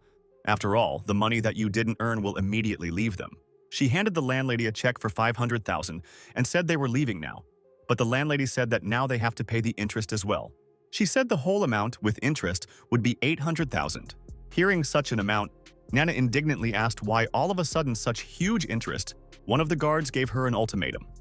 Either she takes the 500,000 or they just take the girl and leave. The casino owner laughed and asked if they really wanted to take her away by force. A whole horde of bandits with bats was already standing behind them. They surrounded them on all sides, forming a solid wall. Nana told Fang that it looked like Mrs. Hatai would have to deal with all this on her own. The hostess had already turned around and was about to leave when Fan called out to her if she would like to play with him once. This immediately caught her interest, and she asked him again if he wanted to play with her. Fan told her that if he won, he would take the girl. Uncle Dai warily asked Fang if he was confident that he could beat her. Fan turned to Nana and asked her to give him a check for 500,000. He looked her straight in the eye and confidently said that he definitely wouldn't lose. Nana stared into his eyes and blushed with embarrassment. Before she knew it, he'd already taken the check out of her hand. Fan told the hostess that now that he had the money, they could play. The hostess agreed and accepted the bet. Hatai's daughter thought to herself that Fan was a bit strange to suggest such a thing. Nana finally came to her senses and realized that the check had been taken from her. The guard asked her what had gotten into her. Looking at Fan, she kept thinking, did she really fall in love with him? And now, the Fan is standing in front of the poker table. A crowd gathered around. The hostess said that they have dice, poker, and mahjong in the casino. He can choose whatever he wants. Nana advised him to choose the game that he is better able to play. And then the Fan reveals that he doesn't know any of these games. The surprised hostess asked him what he wanted to play then. Fan reached into his pocket for some reason and after a moment pulled out a coin. Everyone was just in shock and mentally prepared to lose. The landlady thought he must be joking. Hatai's daughter yelled at him and didn't ask if they didn't want to get her out of here. Fan casually asked the hostess, "Isn't the most important thing in gambling?" He said, "Isn't a coin game the perfect way to test your luck? There are only two sides to the coins, so it turns out that you either lost or won something." The hostess agreed. She looked him straight in the eye and said that she didn't care what to play, because no one had won it yet. Fan placed the coin on his finger and prepared to throw it. With a deft flick of his hand, he tossed the coin in the air. There was tension in the air. The coin flew high into the air above the poker table. The landlady stared at her. With a deft movement, she jumped up on the table and reached for the coin. But Fan caught it first. The landlady didn't want to give in, so she kicked the coin out of his hand. She swung her heel and tried to hit him in the face, but Fan just managed to come back from the blow. The real battle for the coin has begun. She attacked him without giving him a break. They both watched the coin drop carefully. And so, while Fan was distracted by her attack, the owner reached out to grab the coin. But Fan thought to himself that in this situation, he couldn't feel sorry for her just because she was a girl. And so, thinking of something, he swung his right hand. He slapped the hostess on the back with all his might, sending her flying off the poker table and onto the floor. He caught the coin and placed it on his wrist. The hostess was approached by her assistant, asked if she was all right. Hatai Jr., Nana, and the two guards were praising Fan and shouting words of encouragement. They started shouting and cheering, praising Fang's skills. Well, the hostess twirled her finger at her temple and asked them if everything was all right with their heads. After all, the game is not over yet. Fan just caught a coin, and now it remains to guess a side. Everyone immediately became upset again and went their separate ways. Fan descended from heaven to earth. He told the hostess that whoever guessed sideways won. He wanted to make his guess first. Well, the hostess interrupted him and asked him to give her the opportunity to make a wish first. Nana and the guard were discussing why she wanted to guess first. The guard told Nana that most likely she can guess in the direction of the coin, feeling its relief. Most likely, this is also the reason why the fan is also confident of his victory. Nana said that in that case they won only if he didn't give her the chance to make a guess first. And at that very moment, Fan tells the hostess to tell her guess. Nana and the guard simply had no words from his actions. The hostess said that for the first time she had to rely only on her luck. She said she was betting on tails. Fan braced himself to find out the answer. The whole crowd was praying for the eagle to be there, but when Fan opened his hand, there was a crumpled iron cake under his palm. It wasn't exactly a coin. Nana asked him if you were the coin he was tossing around. After taking the coin in her hands and looking at it, she said that it was now all flattened out, and therefore it was impossible to find out the correct answer. The hostess couldn't understand what all this circus of tricks was about. Fan explained to her that just because a coin has only two sides, it doesn't mean that there can only be two outcomes. So it turns out that she lost. The landlady was filled with horror and anger at the same time. She was shaking so hard that the nearby air shook. A satisfied Fan waved at her and prepared to leave. Well, the landlady stopped him and said he wasn't going anywhere. Fan asked her why on earth. Nana shouted that she had lost and should understand her defeat. The hostess told her that only normal guests can win at her casino, and therefore she will not let them go. The crowd of people that was around them prepared to attack. Fan said in his team that he would deal with everyone on his own. But suddenly someone came in and interrupted them. The woman asked if the guests really won so they can't be released. It was Miss Hatai herself and her security detail. The happy daughter ran to meet her. Uncle Dai just made sure that it was the same Hatai. She patted Fang on the shoulder and said that he was pretty good and smart. She told the hostess that she had come here to ask her to give something to Chu Wanchan. The hostess stiffened at the name. Her assistant informed her that she was currently receiving a call from Mr. Q. The hostess talked and put it in the phone, ordered everyone to let go. The girl ran up to her mother and asked her how she found her. Miss Hatai sternly told her not to make any more trouble, as she was no longer in America. The whole party prepared to leave. Well, the hostess stopped them and handed them their check for 500,000. Miss Hatai told me to keep the check because they were going to be neighbors soon. The landlady asked her what neighbors meant. Miss Hatai said that soon her Heishi Corporation will open a new gaming center right across from them. She invited the girl to come over whenever she wanted. Fan asked Nana if she thought Miss Hatai was being a little reckless. Nana told him that it was better to think about how to get rid of them now. And now the whole company was already in the building of the Heishi Corporation. Nana bowed down and begged Miss Hatai's forgiveness. She explained that a small security company like them wouldn't be able to handle such a mission. Hatai said that even though the papers weren't signed yet, since they had already agreed, it wouldn't be nice to back out. Fan was outraged. They found her daughter, and they gave that check to Miss Du. Hatai Jr. said that if it wasn't for her mother, she would still be held hostage. Fan waved a finger at her and confidently said that he could have handled that crowd with ease. Nana glared at him with a comma and asked him, "Doesn't he want to get rid of them?" Fan said she would keep quiet from now on.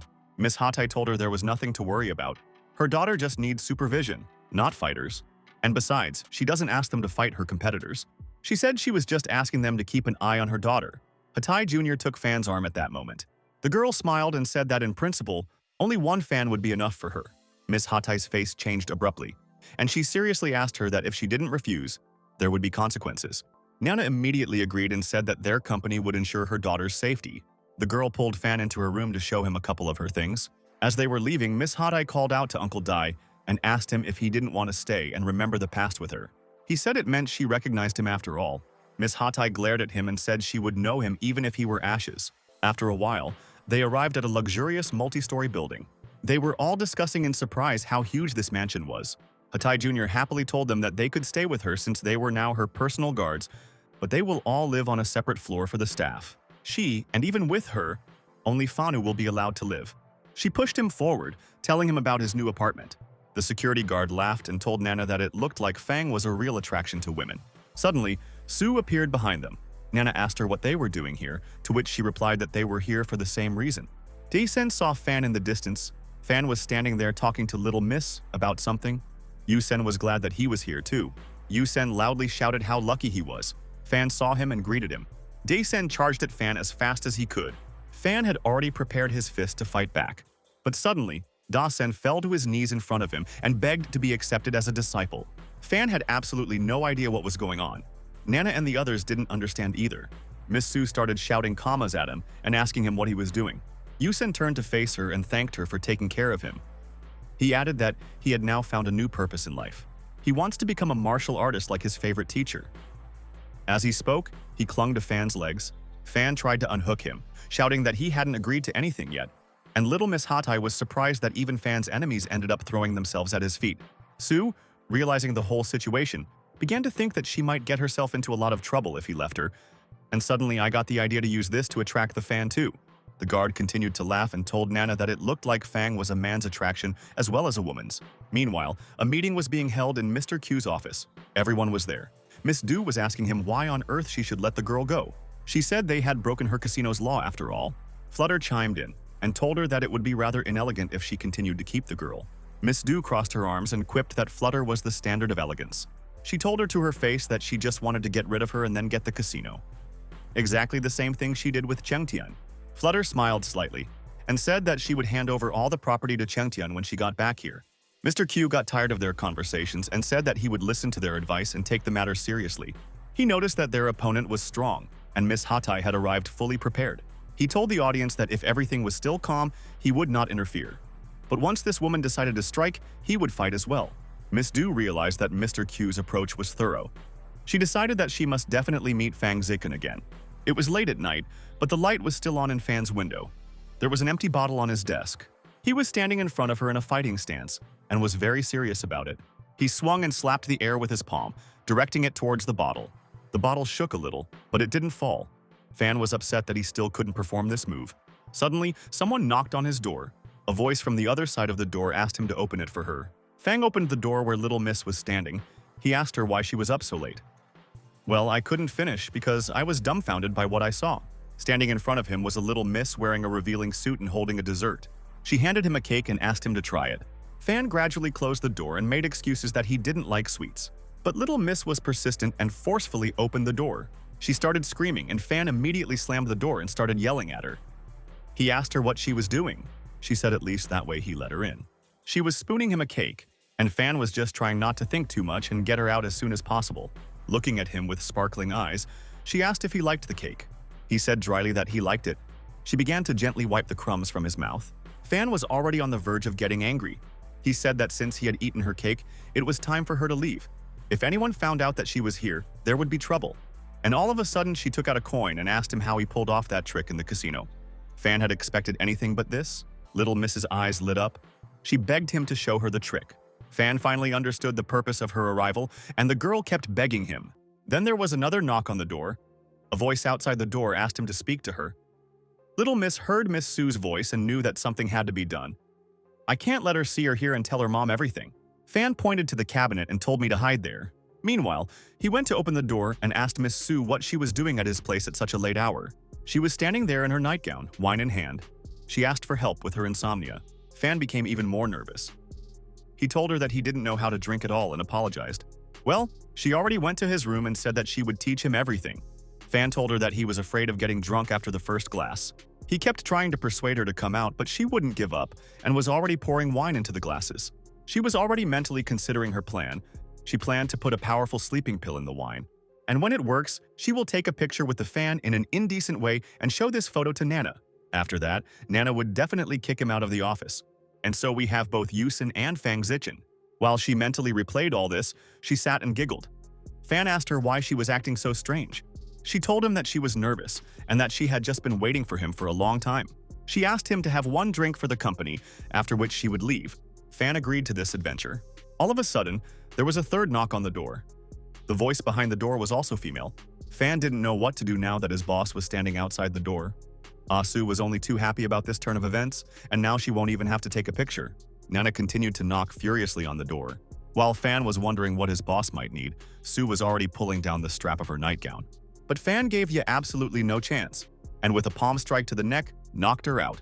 He immediately went to open the door for his Nana. He greeted her warmly and asked her why she was here. Nana said they needed to talk about something. Fan thought to himself that at least someone normal had come to see him, unlike the other two. Before Fang knew it, she was already in the room. Nana noticed that his room was bigger than hers. He immediately told her that he could switch rooms. I was just wondering if the little miss wouldn't give herself away right now. Meanwhile, not only was little miss already sitting in the closet, but Sue was also unconscious. But Nana had told him that she wasn't here to switch rooms. She wanted to find out more about his past. Now that they were not only boss and employee, but also friends. She asked him to confide in her and tell her everything. Fan admitted that he should have done this a long time ago. He shouldn't have waited for her to question him. He warned her that the stories of his past were very long, so she needed to be patient. He began by admitting that he was only half Chinese. He said that once his father was in Vietnam and met his mother there. Just at that time, the situation in Vietnam was very unstable, and wars were constantly being waged. Even his own home was damaged by this war. At the same time, he managed to lose both his house and both his parents during the night. When he was in the hospital and suddenly woke up, he could not understand where he was and what was happening.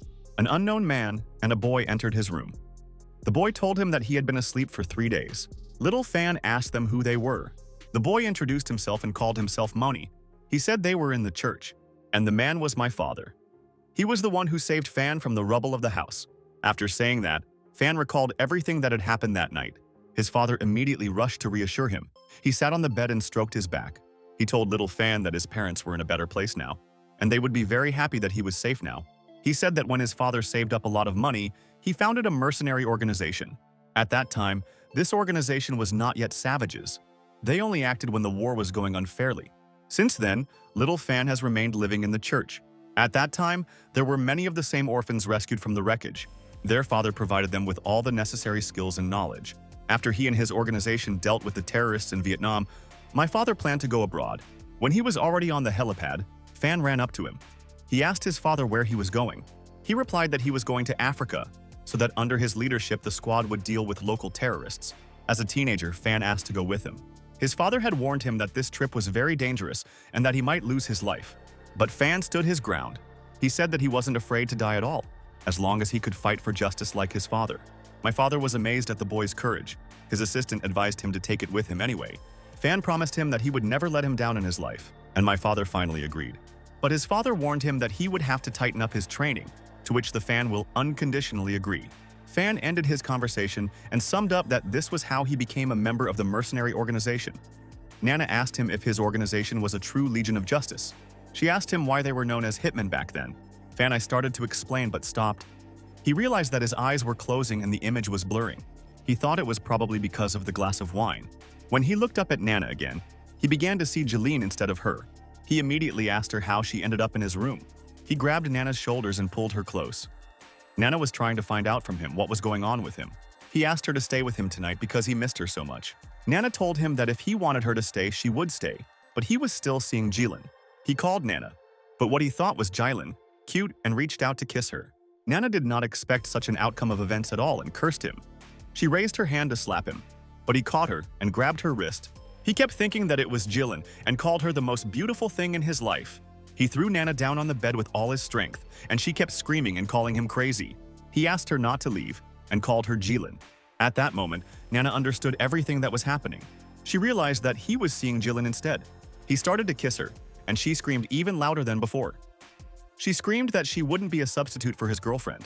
Just then, Little Miss ran up from behind and hit Fan's head with something heavy with all her might. She called out to him, trying to bring him to his senses. Inside, she was shaking with fear, waiting for the moment when he would turn around. And when he turned around, he grabbed her by the throat. He lifted her high in the air and pinned her against the wall. She began to choke and scream. He held her by the throat as she struggled to speak. Fan looked at her as if he wasn't seeing her with his own eyes. Tears began to roll down her cheeks as she struggled to get her name out. But Fang suddenly shouted that he had finally captured Sha Chengtian. In fact, instead of the small militia, he was seeing Chengtian all the time. He told him all sorts of nasty things and threatened to pursue Jilin for the rest of his life. Little Miss was already on the verge of losing consciousness. The tears were still pouring down, but she didn't have the strength to say anything anymore. And suddenly, someone's arms were wrapped around Fan. Nana hugged him from behind and assumed the role of his girlfriend, asking him to let Chengtian go. Only then did Fang finally loosen his grip and let go of Little Miss.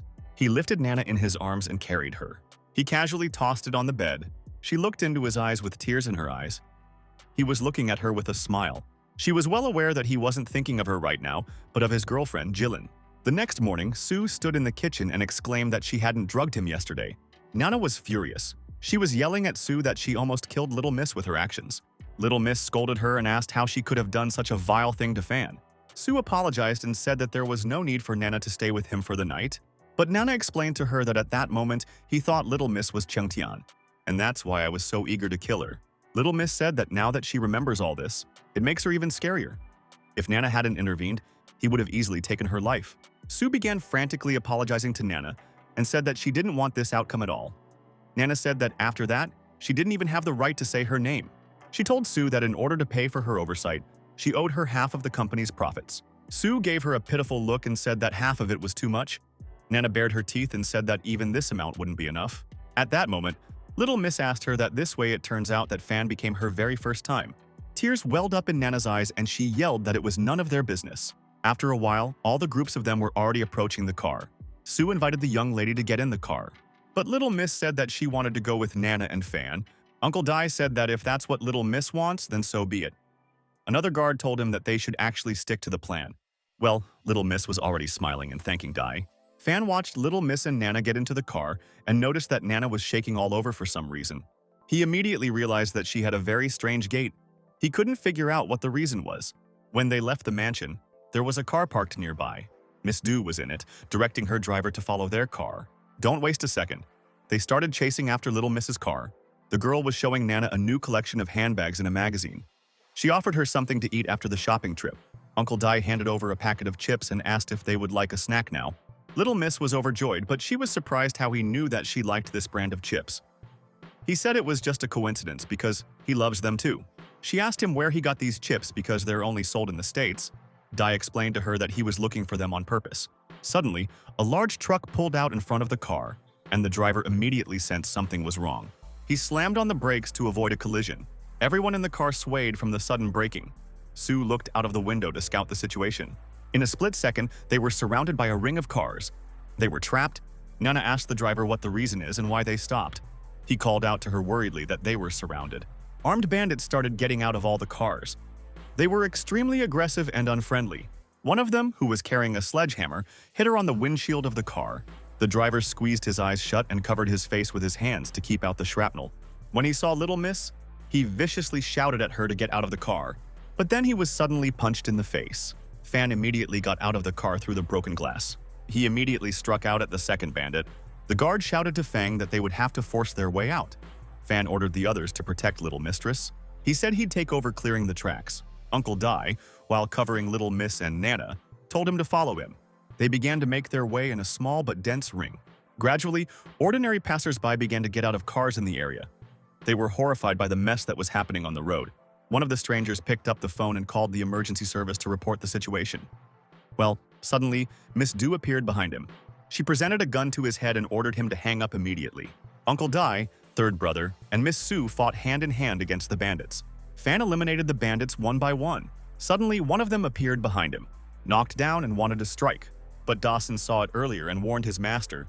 Standing back to back, Fan told him that he still hadn't accepted him as a disciple. But Yu Sen said that regardless of whether he is a disciple or not, Fan will be a master for him. Nana shouted to Fang to think of a way out quickly. She guarded Lord Hatai with her body. Miss Du, who was watching from the side, ordered all the bandits to retreat, but before the bandits could get out, unknown individuals with rifles appeared behind them. Miss Du couldn't figure out where they came from since she didn't call them. 3 girls with guns approached. They were wearing masks, so it was impossible to see their faces and identify who they were. Miss Du's assistant also didn't know who these strangers were. One of the strangers said that they were called to help them. The second stranger grabbed her weapon and prepared to shoot. She fired at once in a burst and immediately at all the bandits. They tried to run away from the bullets, but they mercilessly hit their bodies. Yusin also didn't understand anything and asked Fan who they were and what was going on in general.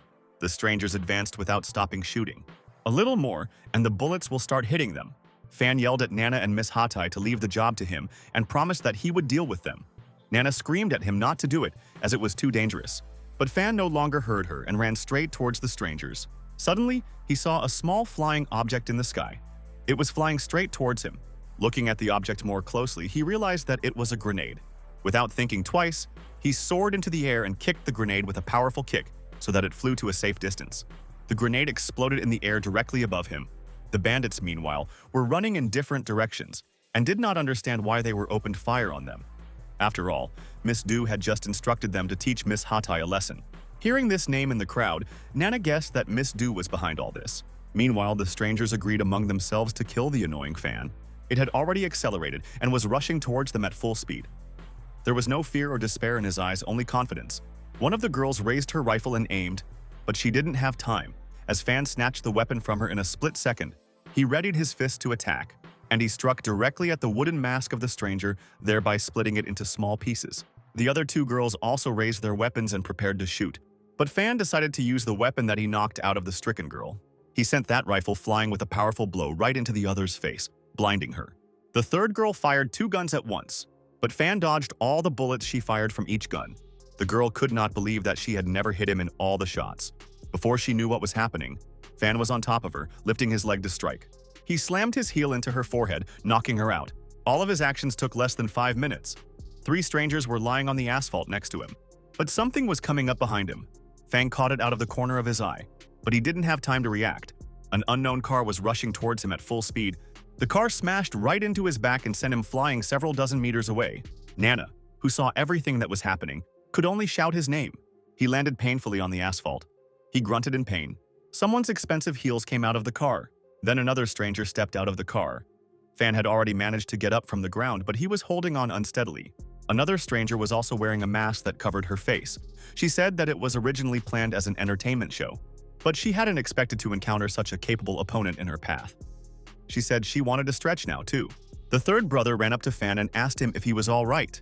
Fan calmly replied that despite a few broken ribs, his organs were not affected. But the third brother no longer listened to him and ran towards the stranger to take revenge. The stranger just laughed at his ridiculous appearance. The man struck with his police stick, but the girl managed to dodge. He hadn't expected such flexibility at all. A second later, the girl's sharp heel was right at the man's throat. It was ready to pierce him, but Fan wouldn't let her do it. He pushed the man away and dodged by himself. He reminded her that he was the only opponent here. The girl landed elegantly like a feather after the attack. Third brother tried to persuade Fang to leave her alone, as he was quite seriously injured. But Fan wasn't ready to back down so easily, especially since the girl was a true master. Out of nowhere, Nana called out to Fang, asking him what he was going to do. Trying to lighten the mood a little, she smiled and said that when they were done, they would go shopping together. The stranger had already made her first move and was flying straight through the air towards Fan. In midair, they clashed in an epic battle. She used her sharp claws as a weapon and left a scratch on Fan's cheek. He only used his fists. He swung his arm and stabbed her right in the chest. But suddenly, his hand seemed to sink into his body, as if it were clay instead of a body. Taking advantage of his bewilderment, the girl launched numerous attacks with a pair of sharp movements of her claws. Fan was cut up from head to toe. The wounds were quite deep and immediately started to bleed. Yusen tried to intervene, but Su stopped him. He shouted that Fan was clearly asking for death in this way. Nana was the most alarmed of all. She thought to herself that she had never seen such a sickly look on Fan before. She was very scared. Despite his injuries, Fan decided to knock the opponent down and wrapped his arms around her waist, lifting her up in the air. He shouted at her that he had finally caught her. His eyes lit up in a blaze of rage and he shouted at her to get the hell out of there. With all his weight, he lifted her into the air, but she was completely calm. She said if he wanted to throw her over the bend, he couldn't do it. She dug her nails into his back, causing Fan to cry out in unbearable pain. He loosened his grip on her, and she used it to break free and land on the ground. Now it was she who intercepted him, digging her claws into his back to throw him into the deflection. In a split second, she had already thrown it to the ground, and despite everything, she landed on her heels just as elegantly. Fan plopped down on the ground and skidded on the asphalt for several dozen meters. Nana was very worried. She had only just realized the full extent of his opponent's strength. The stranger's assistant told her that it was time for them to get out before the police arrived. Fan barely got to his feet and was already thinking that he simply had to defeat his opponent. Behind him, Nana was running as fast as she could. He suddenly exclaimed that he wasn't going to lose today. The stranger thought to herself that he was quite annoying. If you let him survive now, then he might become a problem in the future. She took up a fighting stance and spread her claws. She shouted that she would get rid of him right here and now. Fan was already on his way to her and swung to attack, but he missed with his punch and missed her. The girl slammed her other hand into his chest with all her might. There was a loud bang, but Fan wasn't going to give up. He swung again, and this time he hit, but his hand seemed to sink into the clay again. The stranger appreciated his new, stronger punch, but still, he wasn't strong enough. She returned all of his invested strength back to his hand. The force that resonated in his hand shattered his finger bones almost to smithereens. Dasen shouted in surprise, unable to understand how his great master could lose a fight. The stranger was already prepared for the next blow. With a battle cry, she ordered him to die. And with a quick swipe of her fingernails at various parts of his body, she turned him into a sieve. And with so many punches from the sharp claws, all of his ribs were broken. Nana and Uncle Dai hurried to help him and ran to meet him. The stranger was ready to strike a decisive blow and prepared her palm. A powerful palm strike landed again on the chest. Again, there was a characteristic pop.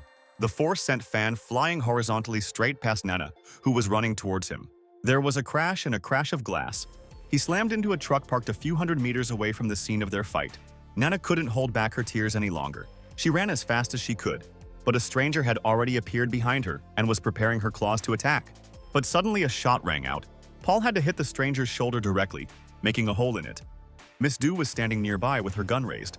Taking aim, she fired again, and then again and again. But the stranger dodged every bullet. The girl was getting closer and said that no one would leave her alive today. Nana took advantage of the moment and immediately rushed to Fang's side.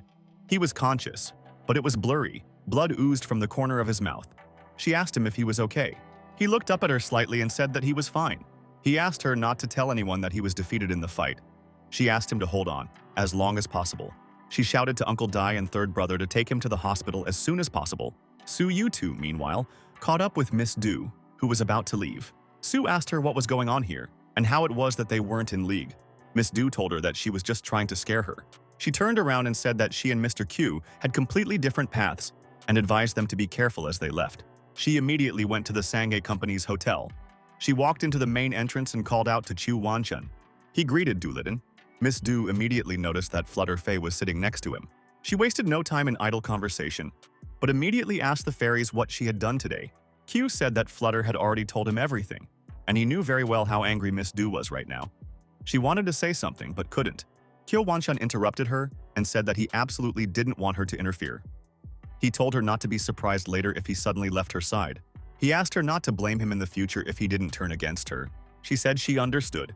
Du told Mr. Q that she knew exactly where she had made a mistake today and promised that it wouldn't happen again. Flutter said that Mr. Q would remain condescending and good-natured just as long as she didn't meddle in other people's affairs. Du walked over to Flutter and put her hands on her shoulders.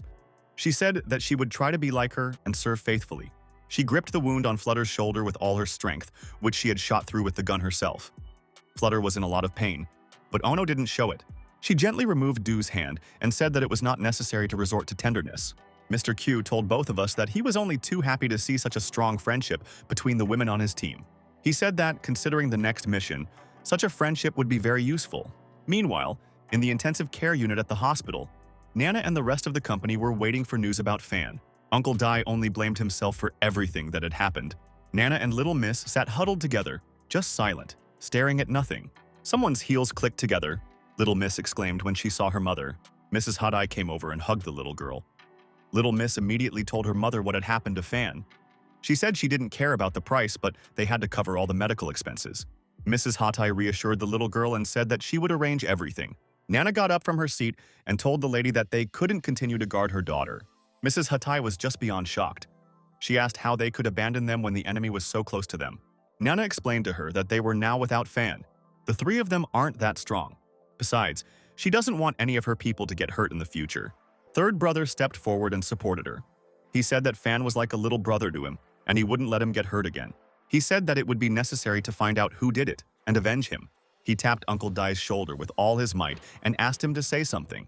Uncle Dai finally said that they shouldn't abandon Miss Hatai's guard like this. Nana was startled by his response and started yelling at him to get out of her sight. Miss Du appeared out of nowhere and told Nana that she didn't even know who their real enemy was. She asked her how then she was going to fight the enemy. Nana couldn't tell if she was just here to declare war on them. Miss Du asked her how Fang was feeling. Su Yutu lost control and rushed towards Miss Du. She screamed at her to stop playing this show because she knows who really sent those people. She was asking her how much courage she had to have to come alone like this. Miss Du didn't try to justify herself. She said that it was really her who sent those people, but those people who injured Fan weren't sent to her. Miss Hatai asked her why she had come. Miss Du said that she wants to form an alliance. The third brother accused her of being a complete liar. Nana reminded her that Sha Cheng Tian was also once in their alliance, and they forced him to run away. Miss Du confirmed her words but said that none of them got along with the Sanhei group. She said he'd been dead for a long time too. His killer is the same person who injured Fan. Everyone was simply shocked by what they heard. Nana asked her if Chungtian had been killed. Miss Hatai ordered her guards to finally make way. She snorted that she wasn't doing any good anyway. She asked Miss Du what benefits she would get from this alliance. Du said that she was sure that the killer was Flutter Fei, Qiu Wanshan's right-hand man. Once upon a time, Mr. Qiu distributed his territory among 3 people and said that in the future she would transfer her post to the one who earned the most money in a month. But in reality, he just wanted to increase his profit margin. She said the only thing he cared about was his son. He wants by all means to transfer his post to him. At the same time when Miss Du came, Flutter Fei was determined to help Master. But now because of her, it's problematic. She said that the most frightening thing is that Flutter is also a good business owner, in addition to his martial arts skills. She added that if you deal with Flutter Fei, you will automatically become an enemy of Lord Q's son. Nana chimed in and asked her how they could be sure that she wouldn't betray them. She had easily betrayed her master, even though he had always been kind to her. Miss Du only laughed and said that he was only doing her a favor. No kindness is out of the question. Miss Du said what she wanted to say and prepared to leave. She said that their future will depend on whether they decide to cooperate or not. As she turned to leave, Miss Hatai called out to her.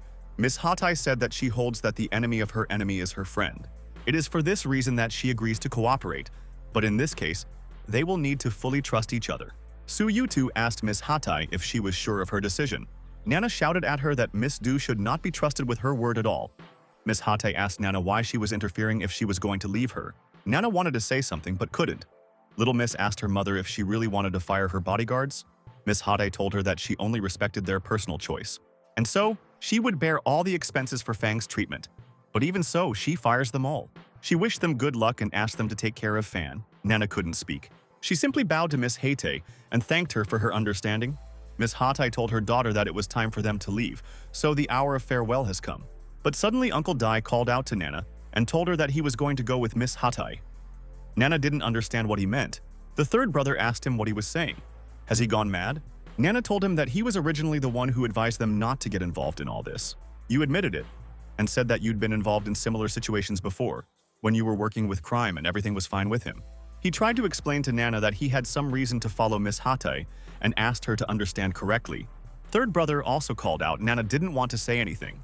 Nana interrupted him and told him that he could go with Dai as well, but I asked him to promise to be careful. In return, he asked her to take care of Fan. Meanwhile, all this time in the operating room of the surgeon, the doctors were fighting for Fan's life. He was lying on a couch with an oxygen mask attached. But I didn't have a living place without grazes or bruises. The doctors recognized him and were amazed at how much he was battered by life this time. They wondered if his incredible physical prowess would save them. Suddenly, Fan woke up and abruptly opened his eyes. He saw the events of the past years and his memories. During the war in Africa, Fan and the other soldiers on the battlefield were shouting and looking for their father. One of his teammates found him and gave him a sneaky signal. Fan wanted to tell his father to leave quickly, but stopped when he saw him. My father was lying behind the car with a huge bleeding wound in his chest. A guy sitting nearby wept bitterly and explained that they were ambushed by mercenaries, and my father had to throw a grenade to get rid of them. A vein in Fan's temple began to throb, and tears began to flow from his eyes. He shouted that he would kill them all. His father whispered softly to him that he was already seeing the same white light and felt that they would soon come for him. Fan sat over him and just stared into his eyes. My father told them not to be sad or cry. He only asked them to remember what he had taught them. He asked them to use their power exclusively for justice until the last minute of their lives. Fan held his father in his arms and tearfully begged him to hold on for at least a few more minutes. I listened to the noise of the helicopter's blades as it landed on a landing pad not far from them. My father asked them all for one wish. He asked them to try to free this world from hatred and bloodshed. His respected and beloved father died right in his arms. Fan just sat there and looked into his empty eyes and cried bitterly.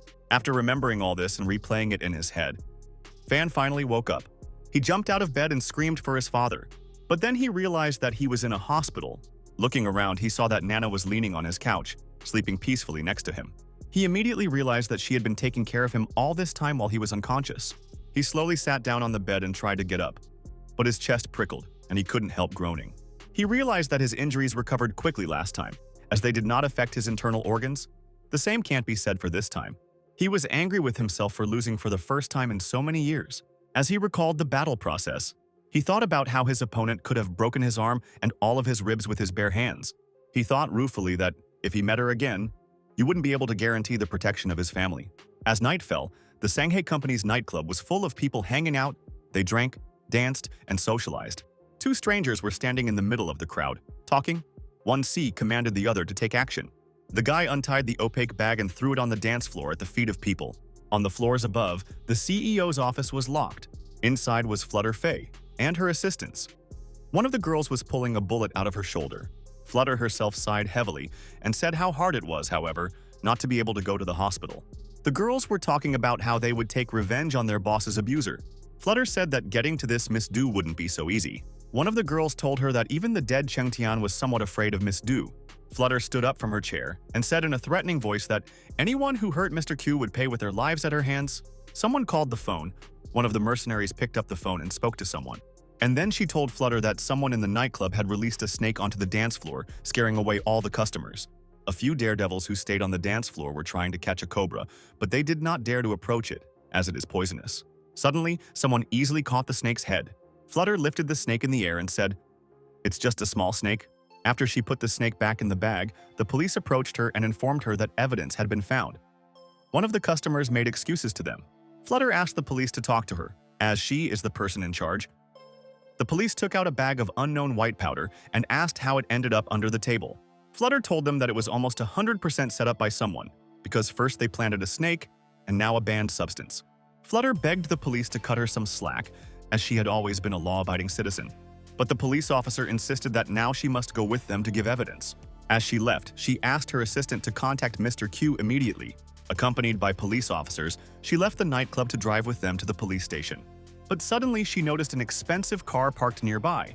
Miss Du and Miss Hatai were in the car. Flutter was totally unprepared to see such a duo. Miss Hatai asked Miss Du if this was the chance she mentioned. She replied that they didn't have much time left, but it should be enough to implement the plan. Since she had attracted a large number of people, grabbing Mr. Q was a rare opportunity. Miss Hatai praised her for her work. Meanwhile, Mr. Q was sitting in his study, enjoying a fragrant cup of tea. He called his assistant to drink tea with him, but no one answered him.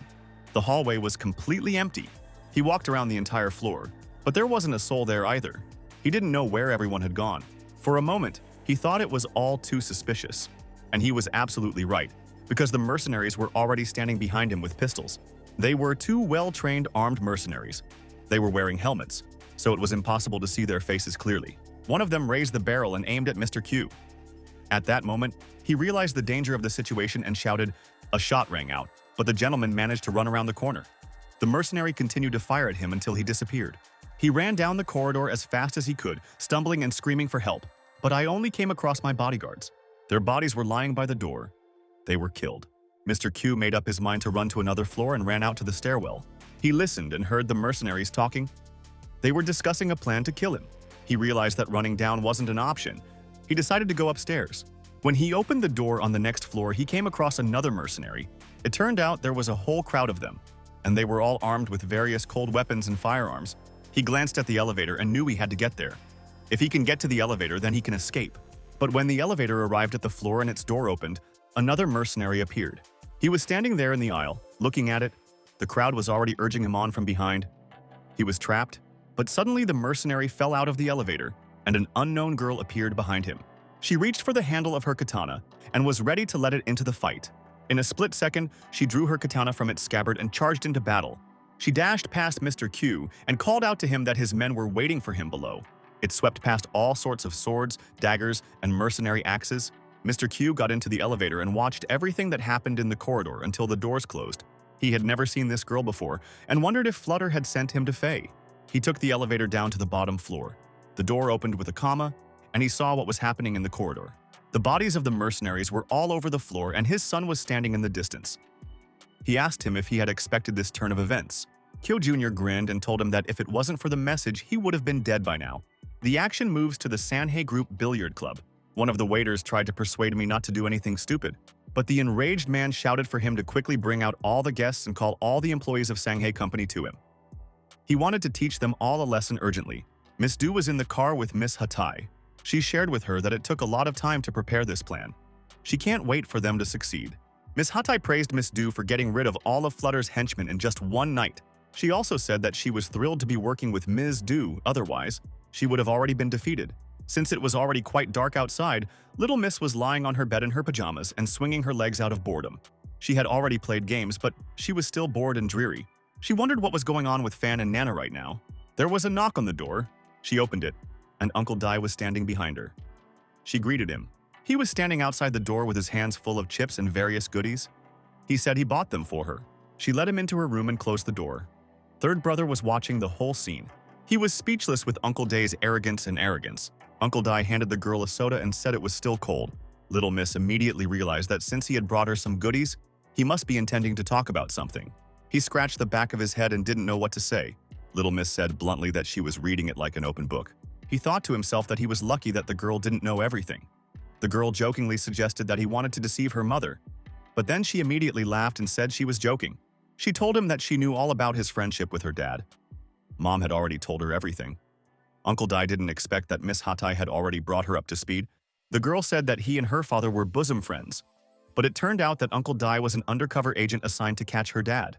Dai immediately looked downcast and upset. He asked her, after all these stories, if she hated him. Little Miss completely didn't understand what he was talking about and said that it was completely wrong. After mentioning her father, she asked him how his children were doing. Dai laughed and said that he had only recently found out that he had a daughter. Su Yutu and her men, meanwhile, they were on duty at the entrance of the little lady's mansion. They patrolled the entire area. Suddenly, the people who were standing closest to the gate saw a bright light. A large truck drove through the gate at full speed and smashed down the gate. Sue and Dawson were trying to figure out what was going on. But before they knew it, a gang of masked armed mercenaries burst out of the truck. Uncle Dai told Little Miss that he thought he heard the sound of gunshots. The mercenaries, meanwhile, had already chosen the door and entered the house. Dai, seeing them, immediately ordered Little Miss to run. Before the mercenaries realized that their target was right in front of them, the third brother came around the corner with a bat. He swung the bat over the heads of two mercenaries at once, knocking out a couple of teeth each. He picked up their weapons from the floor and held them in both hands, cigarettes in his mouth. He looked very impressive. Little Miss couldn't contain her admiration and exclaimed how good he was. Uncle Dai nodded and said that the past of the rifle squad was not in vain. Third brother was smiling, looking forward to shooting for the first time in years. Sue and Dawson were hiding from the pulse cue like a fountain. Yusin was shot in the chest. Sue asked him if he was okay. Dawson, to calm her down, cheerfully replied that he felt fine. Third brother went outside and called out to the mercenaries. One of the mercenaries only managed to turn around halfway and didn't understand anything. The third brother fired two weapons at the same time and killed the remaining mercenaries in a split second. He told everyone to follow him. Well, suddenly something small but iron flew under his feet. Realizing that it was a grenade, he immediately ordered everyone to lie down on the floor. An explosion occurred. Columns of smoke and dust rose into the air. The flames gradually burned out around the explosion site. Pleased with themselves, the mercenaries stood over them and laughed that they could not trample on a grenade. One of them ordered to take the girl. They took her by the arms and dragged her away. But suddenly, Uncle Dai grabbed one of the mercenaries' ankles with a shaking hand. He screamed and begged not to take Little Miss away. He asked the mercenary to take him instead of the girl. But the mercenary was tired of all this, and he raised his weapon. The rifle was at Uncle Dai's head. A terrifying series of shots rang out. The hand holding the mercenary gradually loosened and fell to the asphalt. Third brother kept trying to call Dai, but the man never answered him again. Nana and Fan were already rushing to their aid at full speed. They were traveling at high speed on a motorcycle. Fang, who was barely able to stand still, asked her to go a little slower. Gradually, dawn came, and the sun was already showing over the horizon. Fan and Nana arrived at the scene and were instantly thrown into shock. In front of them, third brother was sitting on the floor with Uncle Dai in his arms, and Sue was sitting next to him. Nana asked him what had happened and what had happened to Dai. Su Yutu replied to her, barely holding back her tears, that he had been shot. At that moment, Nana realized that this wasn't all an illusion, and tears were uncontrollably streaming down her cheeks. She just couldn't believe he was dead. Fan asked third brother who did this to Uncle Dai. Yusen told him that none of them knew. But what he does know is that the war between Flutter and Hatai has officially begun. Mrs. Hatai arrived at the scene immediately. She said she had already received a report of the abduction from Flutter. She said in a gruff voice that if anything happened to her daughter, the entire company would be held accountable. Fan yelled at her and blamed her company for what had happened. Nana walked over to Dai's body. Her hands were shaking wildly, but she tried to keep her composure. She faintly said, "Let's go home." The third brother also approached Dai and suggested that he go home. He carried his body on his back. They gradually moved away, leaving Miss Hate at the mansion. It's been some time since his death. Nana was still very sad and could not find a place for herself. She went outside to get some air. Fan caught up with her and told her that he had brought her something to eat. She also sadly told him that she had absolutely no appetite right now. Fang asked her if third brother was still dealing with Uncle Dai's affairs. She nodded slightly. He asked her if it was because Dai had instructed her to stay with little Miss Hatai. He wondered if maybe he just felt guilty about those times. Nana said they couldn't know for sure. Nana said that they should also be thinking about how to save little Miss now. Fan gave her a kind smile and told her that he was thinking the same thing. Suddenly, a third brother appeared from the gate. He was holding a neat box with a picture of Uncle Dai in it. Nana looked at the picture sadly and tried to control herself. My brother said that he probably guessed how Miss Hatai and Uncle Dai were connected. Nana asked him, "Isn't this just the daughter of a good old friend?" Third brother only said that things weren't as simple as they looked. It was already a late dark night outside. Flutterfay was just leaving her house. Outside, her assistants were already waiting for her. One of them said that Mr. Q was expecting Flutter and wanted to talk to her. A car pulled up to the curb and the side window opened. Mr. Q calmly told her that it must be very hard for her. Flutter immediately informed him that she had seen Miss Du with Miss Hatai in the car the day before. Kiao Jr. smirked and asked her if she even knew that there was an assassination attempt on Master yesterday. Flutter just went berserk after his words. She started yelling that she was going to kill that bastard right now. Chu Jr. only laughed and said that he had already sent out his mercenaries. Mr. Q spoke softly, asking Miss Du how she had managed to pull this off. Just at this time, the lights were still on in Miss Du's mansion. She lay in the tub, soaking steadily, alone with her thoughts. After taking a bath, she wrapped herself in a towel and went about her business. On the way, she poured herself some strong alcohol. She almost drank the entire glass in one gulp. She was still standing in a towel at the bar, enjoying the alcohol. Then she heard something rustling behind her. From behind her, a mercenary appeared out of nowhere and was already swinging her katana to strike. But Du managed to react quickly and crouched down in a split second, avoiding the attack. She immediately decided to strike back and swung. But the opponent's katana was many times faster. But by a miracle, the katana managed to return, cutting off only the tip of her hair. Du immediately knew that this girl wasn't to be trifled with, so she set a goal for herself: to keep her distance as much as possible. She asked the mercenary who sent her.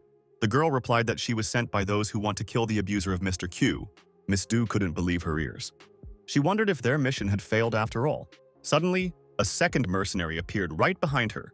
She slashed Miss Du's back with her axe. Drops of blood flew everywhere. She let out an involuntary howl of pain. Meanwhile, the katana-wielding mercenary lunged again. The mercenary with the axe also swung. The two of them decided to attack the injured Miss Du at the same time, from both sides. She closed her eyes and accepted her fate. But a hand suddenly grabbed her waist, and in half a second, Du was no longer in the same place, and the katana and axe met each other without reaching the opponent. The two mercenaries turned around, not understanding how she could have left so quickly. Fan was standing nearby, holding the wounded woman. He draped his shirt over her shoulders. Du asked him how he got here, to which he replied that he assumed she might know where the young miss was. Miss Du was theatrically upset and said that she really thought he had come to rescue her. One of the mercenaries was glad that they had another kill.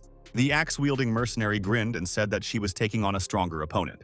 She broke into a run and headed straight for Fan. Leaping high into the air, she raised her axe over her head and prepared to chop. But her punch landed in the air as Fan filigree returned. She tried her luck a second time but also missed it. And then she decided to go to extreme measures and threw her axe like a projectile. This time, the axe still left a wound on Fan's body. And then it flew into the wall, leaving a deep hole there. But despite his injuries, Fan didn't waste a second and immediately attacked. The mercenary had an ace up her sleeve. She had another axe hidden away. Du, who noticed this, immediately shouted and warned Fan about the second weapon. So when he attacked, he already knew what to expect. Instead of slamming his fist, he aimed his palm directly at the mercenary's face. He put his hand on her head. And then she shouted angrily that she wasn't going to hit the girls and advised her to just give up.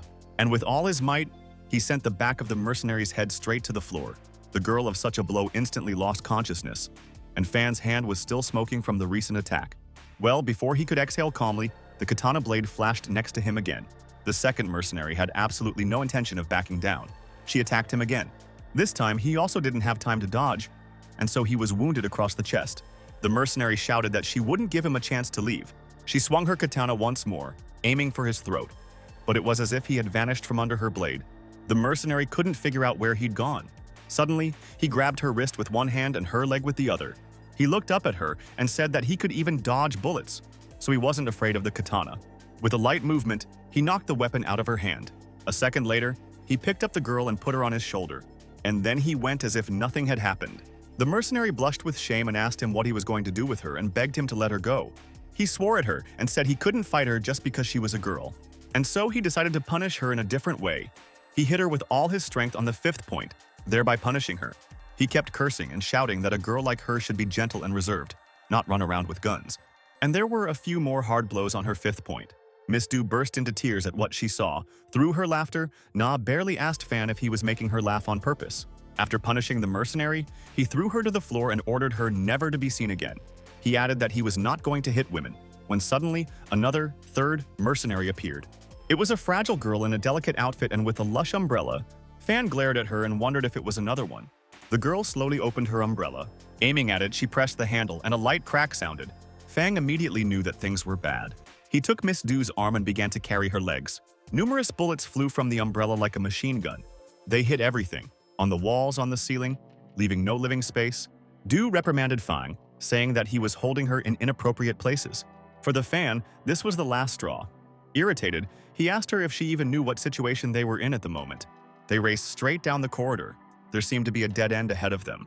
The mercenary laughed hysterically and shouted that the cat had finally caught the mouse. Du asked Fan what he planned to do next. After all, there was a dead end ahead of them. But Fan said he didn't see a dead end, but a beautiful wide road. Du understood what he wanted to do. She was horrified and began to scream at him to let her go immediately, as she did not want to fall to her death. But Fan had asked her to trust him. He flew through the glass of the corridor. It shattered, and they flew out into the street from a great height. They fell for a few seconds. Du couldn't stop screaming in fear. As a result, they crashed into a car parked outside the building. The mercenary, looking at the broken glass, realized that they had jumped out of the window into the street.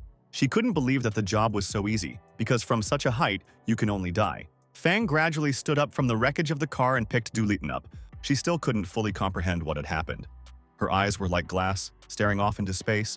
He reassured her that they were already on Earth, and it was already over. A Humvee pulled up and screeched to a stop right in front of them. Nana leaned out of the window and ordered them to get in the car.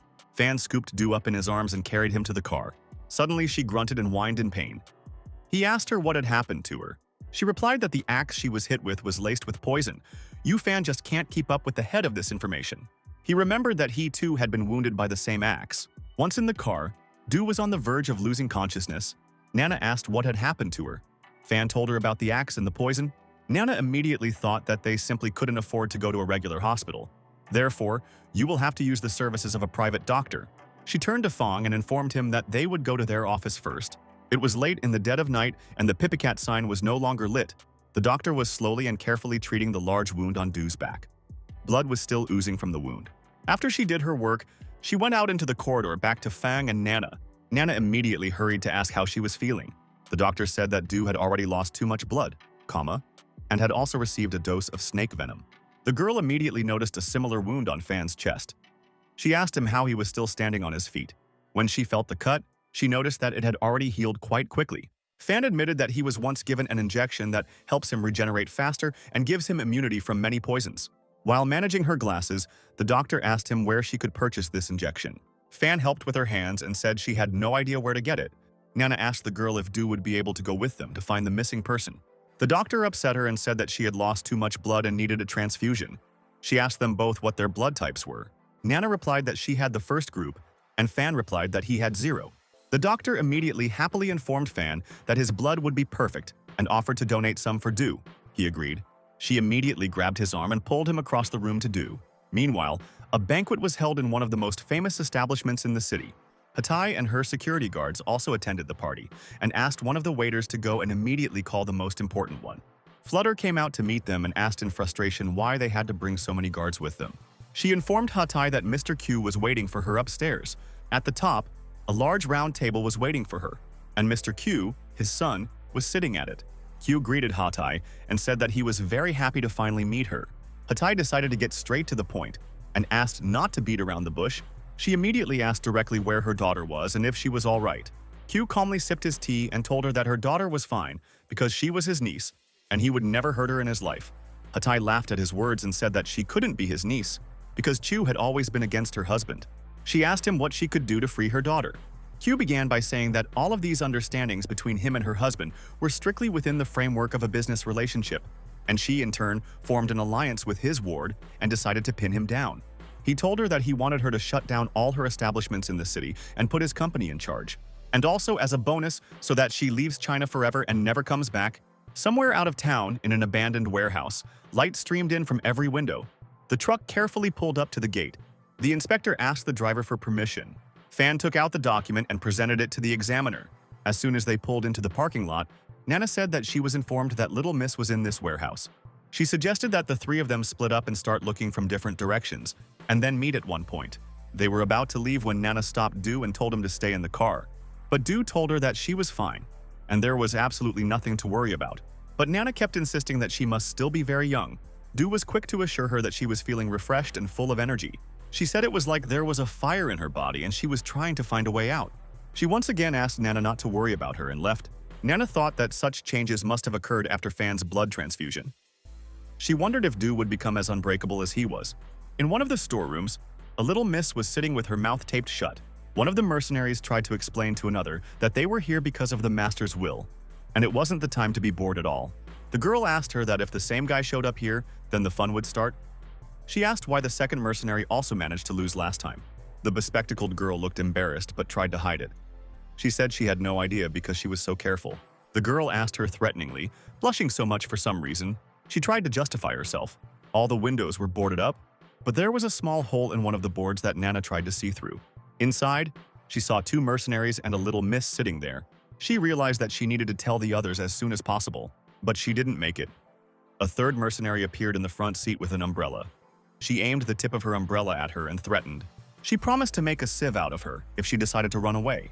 The mercenary led Nana inside and reported her to the other mercenaries. Little Miss tried to say something, but because of the scotch tape, she couldn't. One of the mercenaries immediately asked her if that guy had come with her, but Nana did not answer, but said that if they released the girl, they would be paid in full. The bespectacled girl immediately told her that they were not mere mercenaries at all, but loyal servants of their master, and the master ordered them to kill anyone who dared to come for the girl. The mercenary who was standing in front of Nana yelled and demanded to answer her question. Nana smiled and asked if she really wanted to meet Fan again. It's not even close to his level. The girl's face immediately changed and she reached for her weapon. In a split second, she took out her axe and swung it at Nana. But a bullet suddenly hit the axe and bounced off into the ceiling. Both girls didn't understand what had happened. Du stood in the doorway, a gun in each hand, and ordered Nana to hide. She started firing both guns furiously. One of the mercenaries opened her umbrella, deflecting all the shots. Du guessed that the umbrella must be bulletproof. And then, a burst of bullets flew out of the umbrella. Several dozen bullets flew straight at Miss Du at once. She didn't have a chance to hide, but she dodged each bullet time after time with incredible speed. The mercenaries simply couldn't believe their eyes. Nana noticed the similarity to Fan's skills, and realized that it was the effect of his blood. Du realized that her guns were completely useless. She smiled mischievously. The mercenary threw her axe like last time, but Du caught it easily with her hand. She grabbed it, threw the gun away, and ran straight for them. The mercenary realized that it was time for them to retreat, as the umbrella was now useless as well. The two axes met in a melee, and there was the sound of metal clattering. The mercenary tried to think quickly about her next move. The second mercenary was already behind Du and swung her katana, but Du was already getting a taste for it. She told her something was too slow for her, and, swinging, she kicked the girl in the stomach. The second mercenary she loaded with all her might under the ribs. She raised her axe to deliver the final, decisive blow. But a third mercenary was approaching her from behind. She saw it just in time and turned around. Therefore, she managed to react quickly and immediately hit the girl in the chest. At this time, the mercenary with the katana decided to attack again.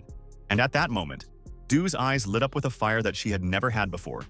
She raised the axe above her head and was ready to take the mercenary's head off. But the mercenary was grabbed by the collar of her shirt. It turned out that it was Fan who forcefully pulled her aside, avoiding the axe strike. The mercenary was both happy and not expecting to see Fan. He reminded her that he had ordered her to stay out of his sight. He looked at her and said that she was probably one of those people who never backed down. But when he looked at her, he started shouting that something was wrong with her clothes. On it, I didn't understand anything and looked down. It turns out that several buttons of her blouse came off, and she was in this form. From behind, Du was already flying at full speed towards Fan with an axe in her hand. In her frenzied bloodlust, she no longer knew who was the enemy and who wasn't. She threw her first punch, but Fan was able to dodge it. He immediately attacked her to bring her to her senses. Du staggered on the spot. Nana ran up to them with a comma and asked him if he was okay. She said that Du took over from him not only abilities, but also became too aggressive.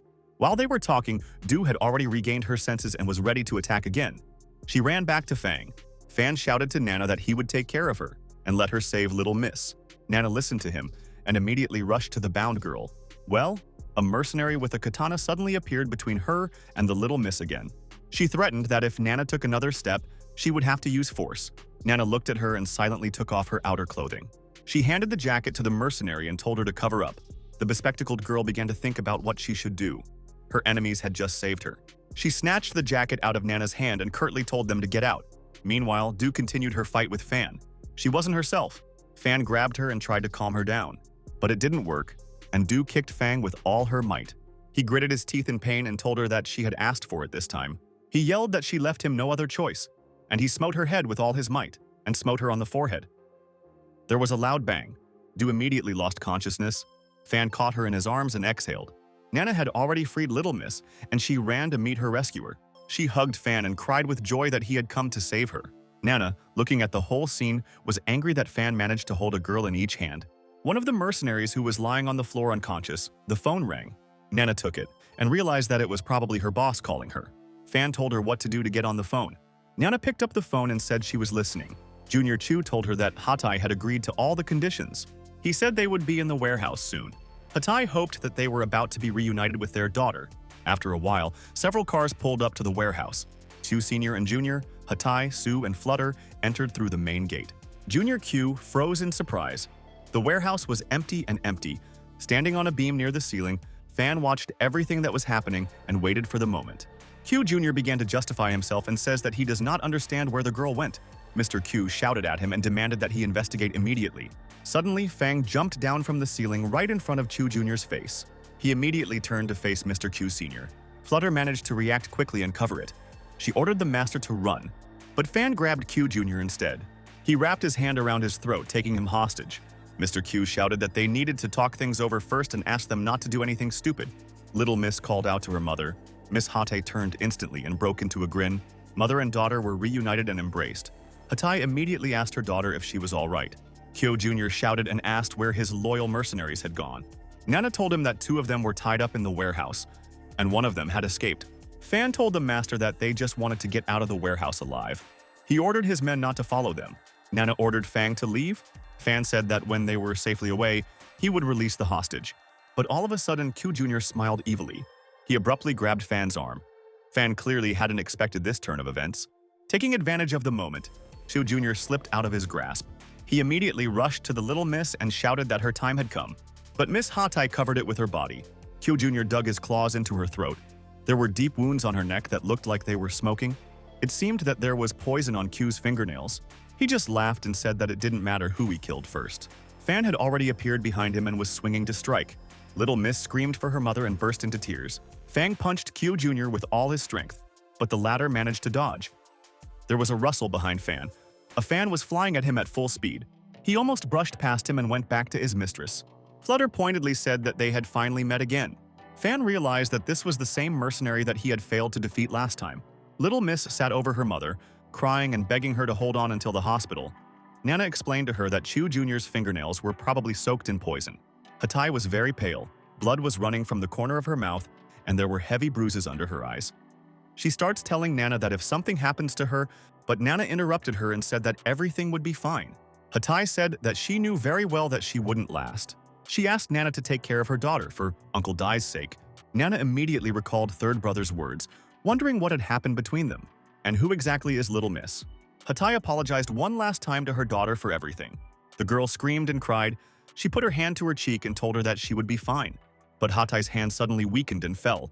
Little Miss looked into her eyes and froze. A second later, she burst out with a scream. Fan turned around to see what was going on. Chu Jr. ordered him not to be distracted by anyone and not to look around. It pounced on him, waving its kernel-soaked claws. His claws came so close that Fan's cap flew off his head and fell to the ground. Flutter ordered her men to bring Mr. Q out immediately. Fan asked her if he had allowed any of them to leave. Fan pointed his finger at Flutter and shouted that he lost that time because he was caught off guard. He's not going to lose this time. Flutter giggled and ordered them to attack. Fan ran to meet her. She armed herself with her fan. The battle had begun. In a split second, Fan was behind her. He swung and shouted for her to die. With all his might, he slammed his fist into her back. Flutter staggered from the impact. She bared her teeth and told him that his was good enough. She returned the full force of his punch back to his fist. His finger and palm bones immediately shattered into small fragments. He shouted at her, "Does she think her little trick will work on him twice in a row?" And he hit the same spot with even more force a second time. There was a strong shockwave where his fist and her back collided. Flutter couldn't stay on her feet. Taking advantage of the moment, Shu Jr. was already running towards him to attack. Fan turned and saw the claws flying in his direction. They were just inches from his face again. Fan managed to react and dodge the blow, and he immediately prepared for a retaliatory attack. He made room for his next strike. He decided that he would hit the center of his chest. After accumulating an equally huge amount of power in his fist, he struck out. A shockwave appeared under his fist again. While he was dealing with Chu Jr., the bound mercenaries broke free, and one of them was already swinging her axe.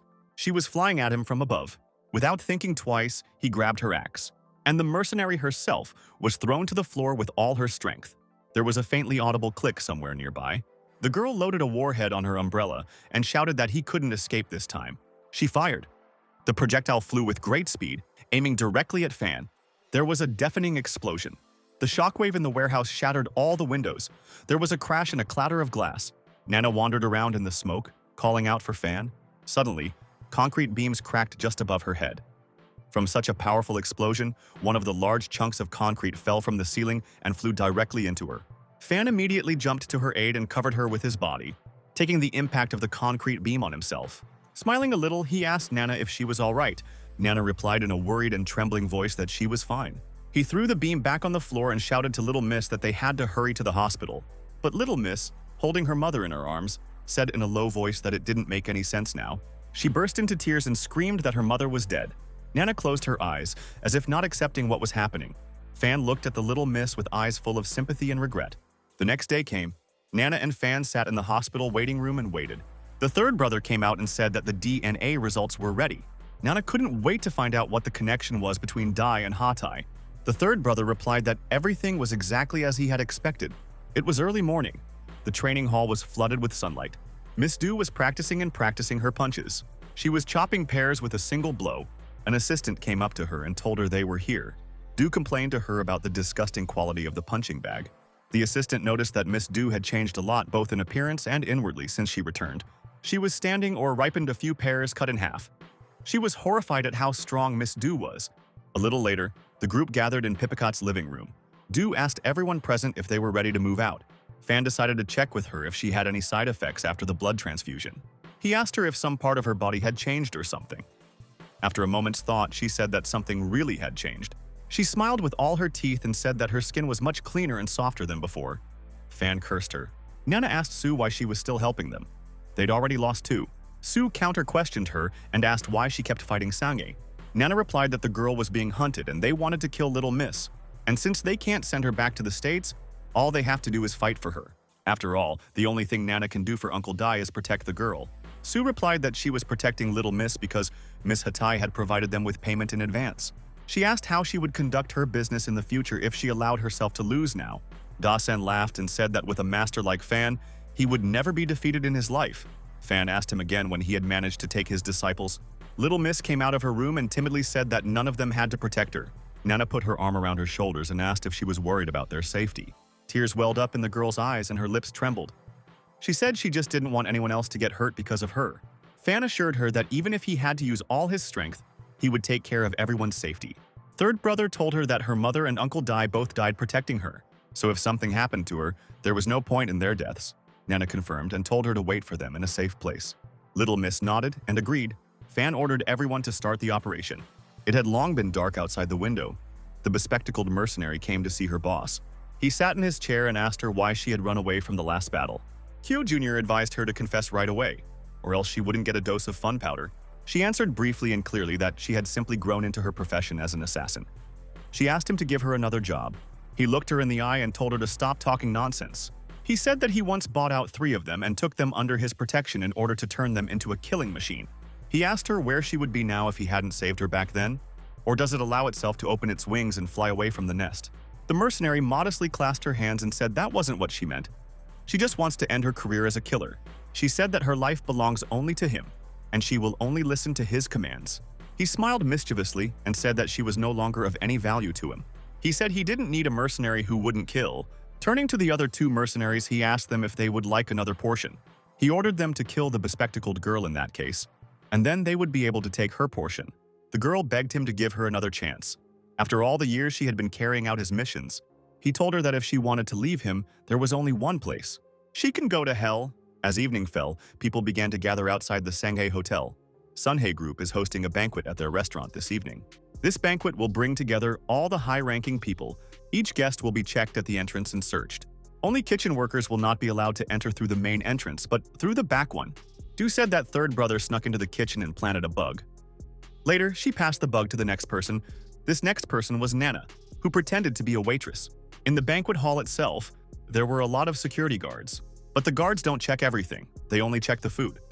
After Nana brought the bug to the designated location, Du met up with her. She passed the bug from hand to hand. You can pretend to be one of the food delivery girls. Suddenly, someone called out to her and ordered her to serve the customers. Du was very scared, but she didn't show it. She turned and asked if it was her name. The guest said that, of course, he was talking to her. After all, she delivers champagne. As he took a glass from the tray, he muttered to himself that he had never seen such stupid waiters. Du smiled and apologized to him. Inside, she was very scared.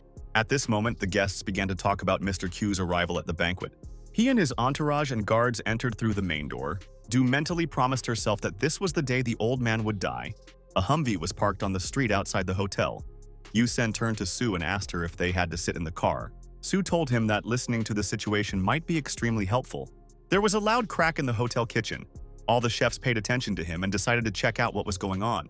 In the storeroom, they found two people tied up. One of the cooks recognized the two and made a fuss. Third brother realized that it was time for him to leave.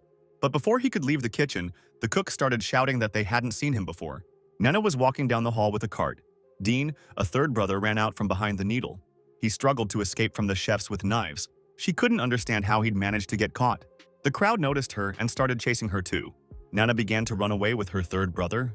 Pushing the cart forward, she called out that it was time to get out. Fan got out from under the cart. The guards were taken aback when they saw him.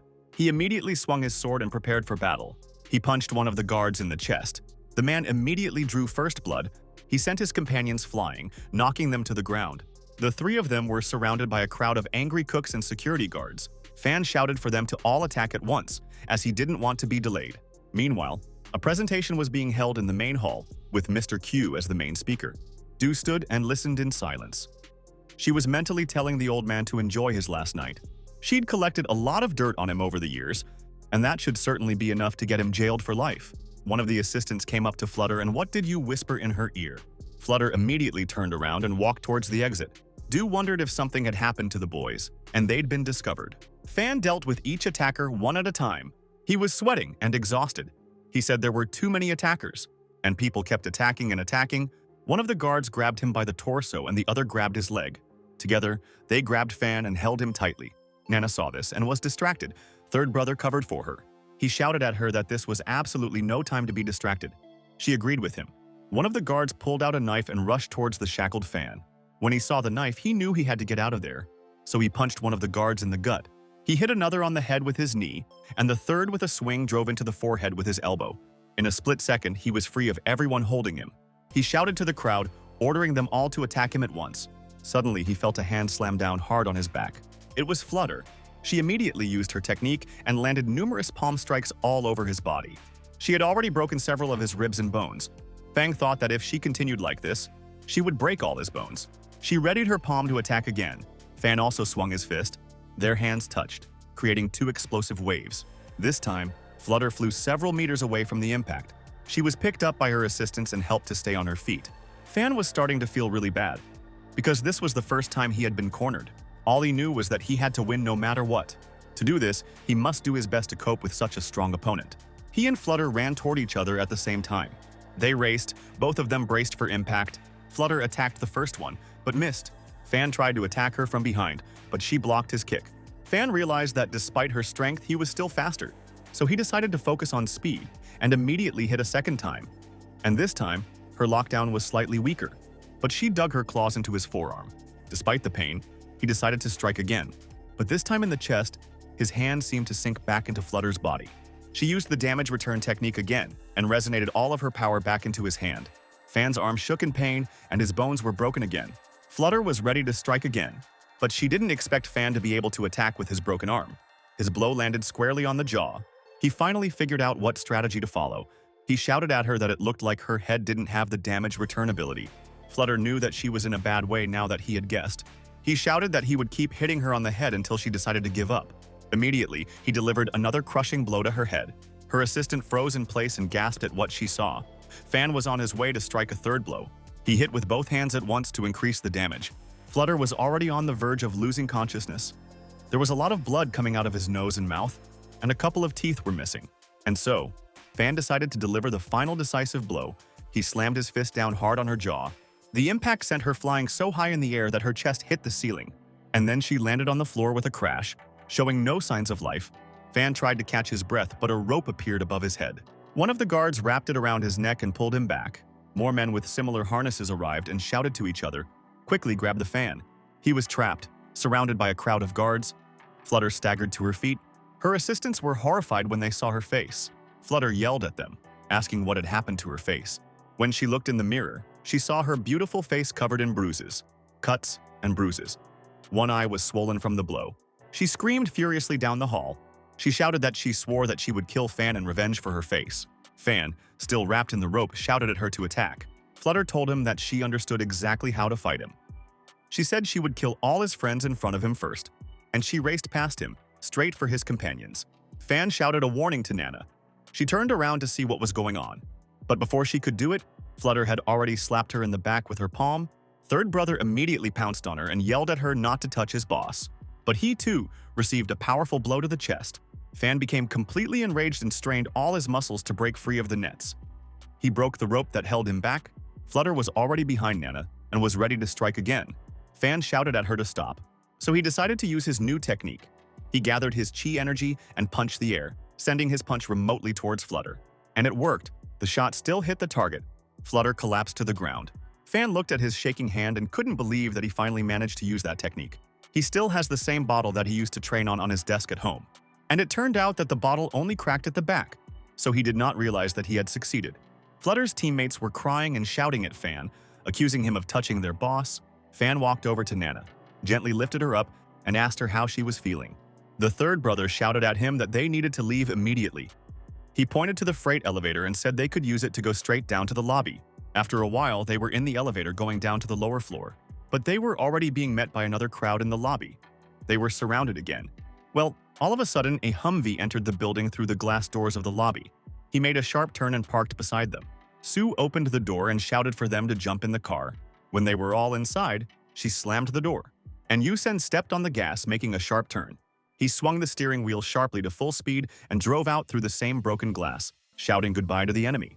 To realize that there was no point in her staying in the building, she decided to take advantage of all the hype to sneak out without being noticed.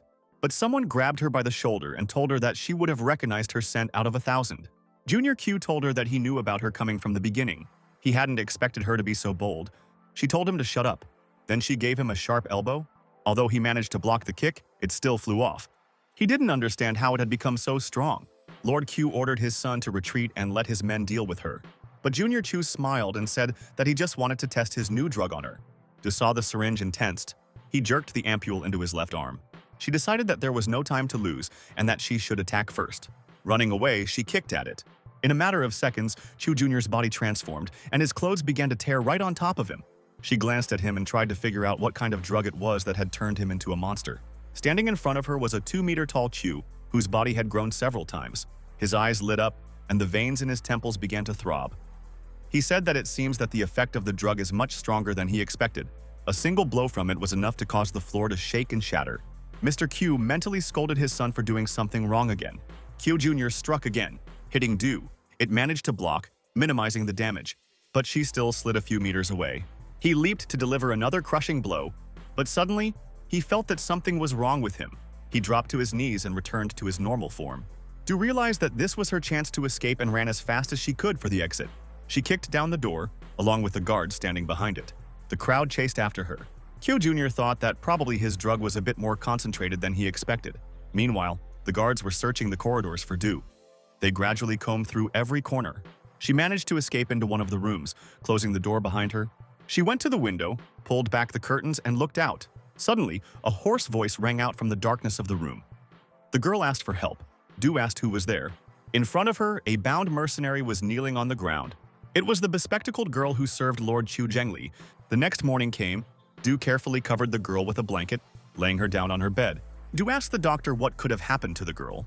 The doctor replied that he had checked her wounds. She came to the conclusion that the girl was tortured and harassed by a large group for a very long time. Du, hearing this, immediately became angry and fiercely cursed those bastards who did this to the poor girl. In the living room, the third brother was on the phone.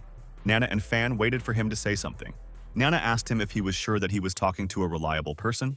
The third brother reassured her and said that this man served together with him and her father. Fan asked Nana, why don't they just hand over all the evidence to the police and that's it? She replied that the Sanghae group was too powerful and they needed to be extremely careful with them. Du left the room and asked them if they had found a reliable intermediary. Nana replied that if everything went smoothly, they would get rid of Sanghae once and for all. Du told her to ask for any help at any time. Fan asked her how the girl was feeling.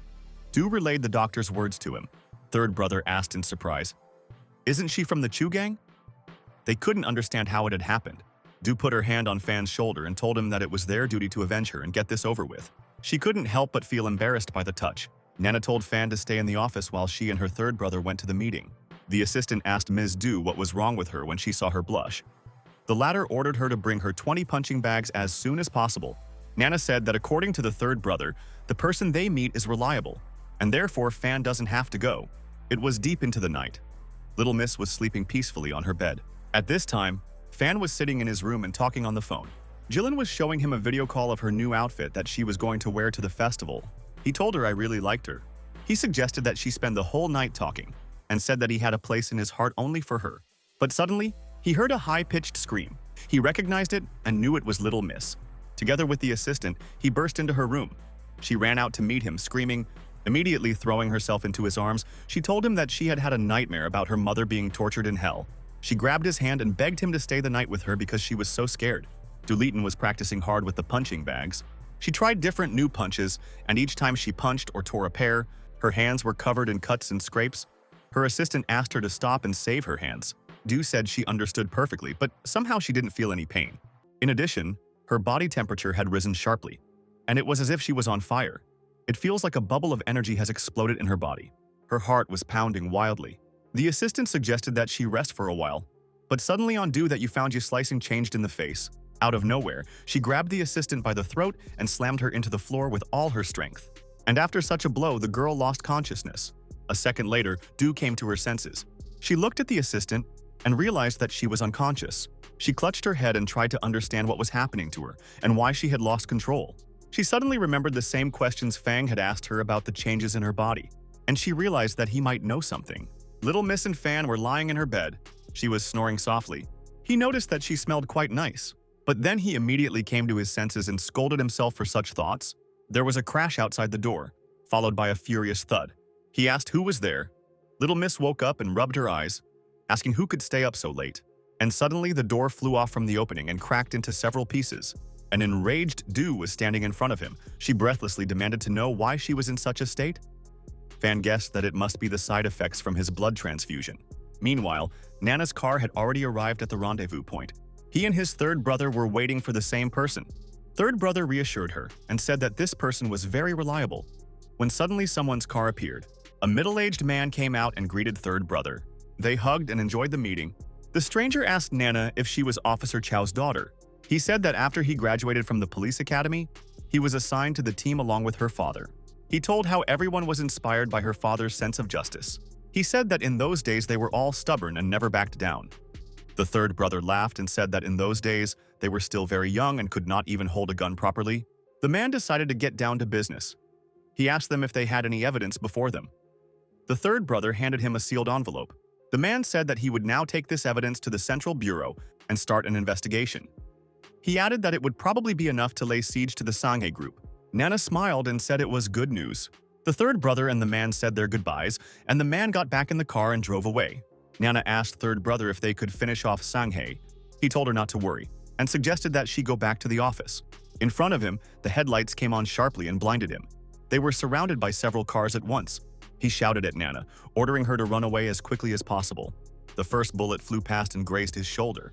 One of the mercenaries threatened to shoot again if they decided to run.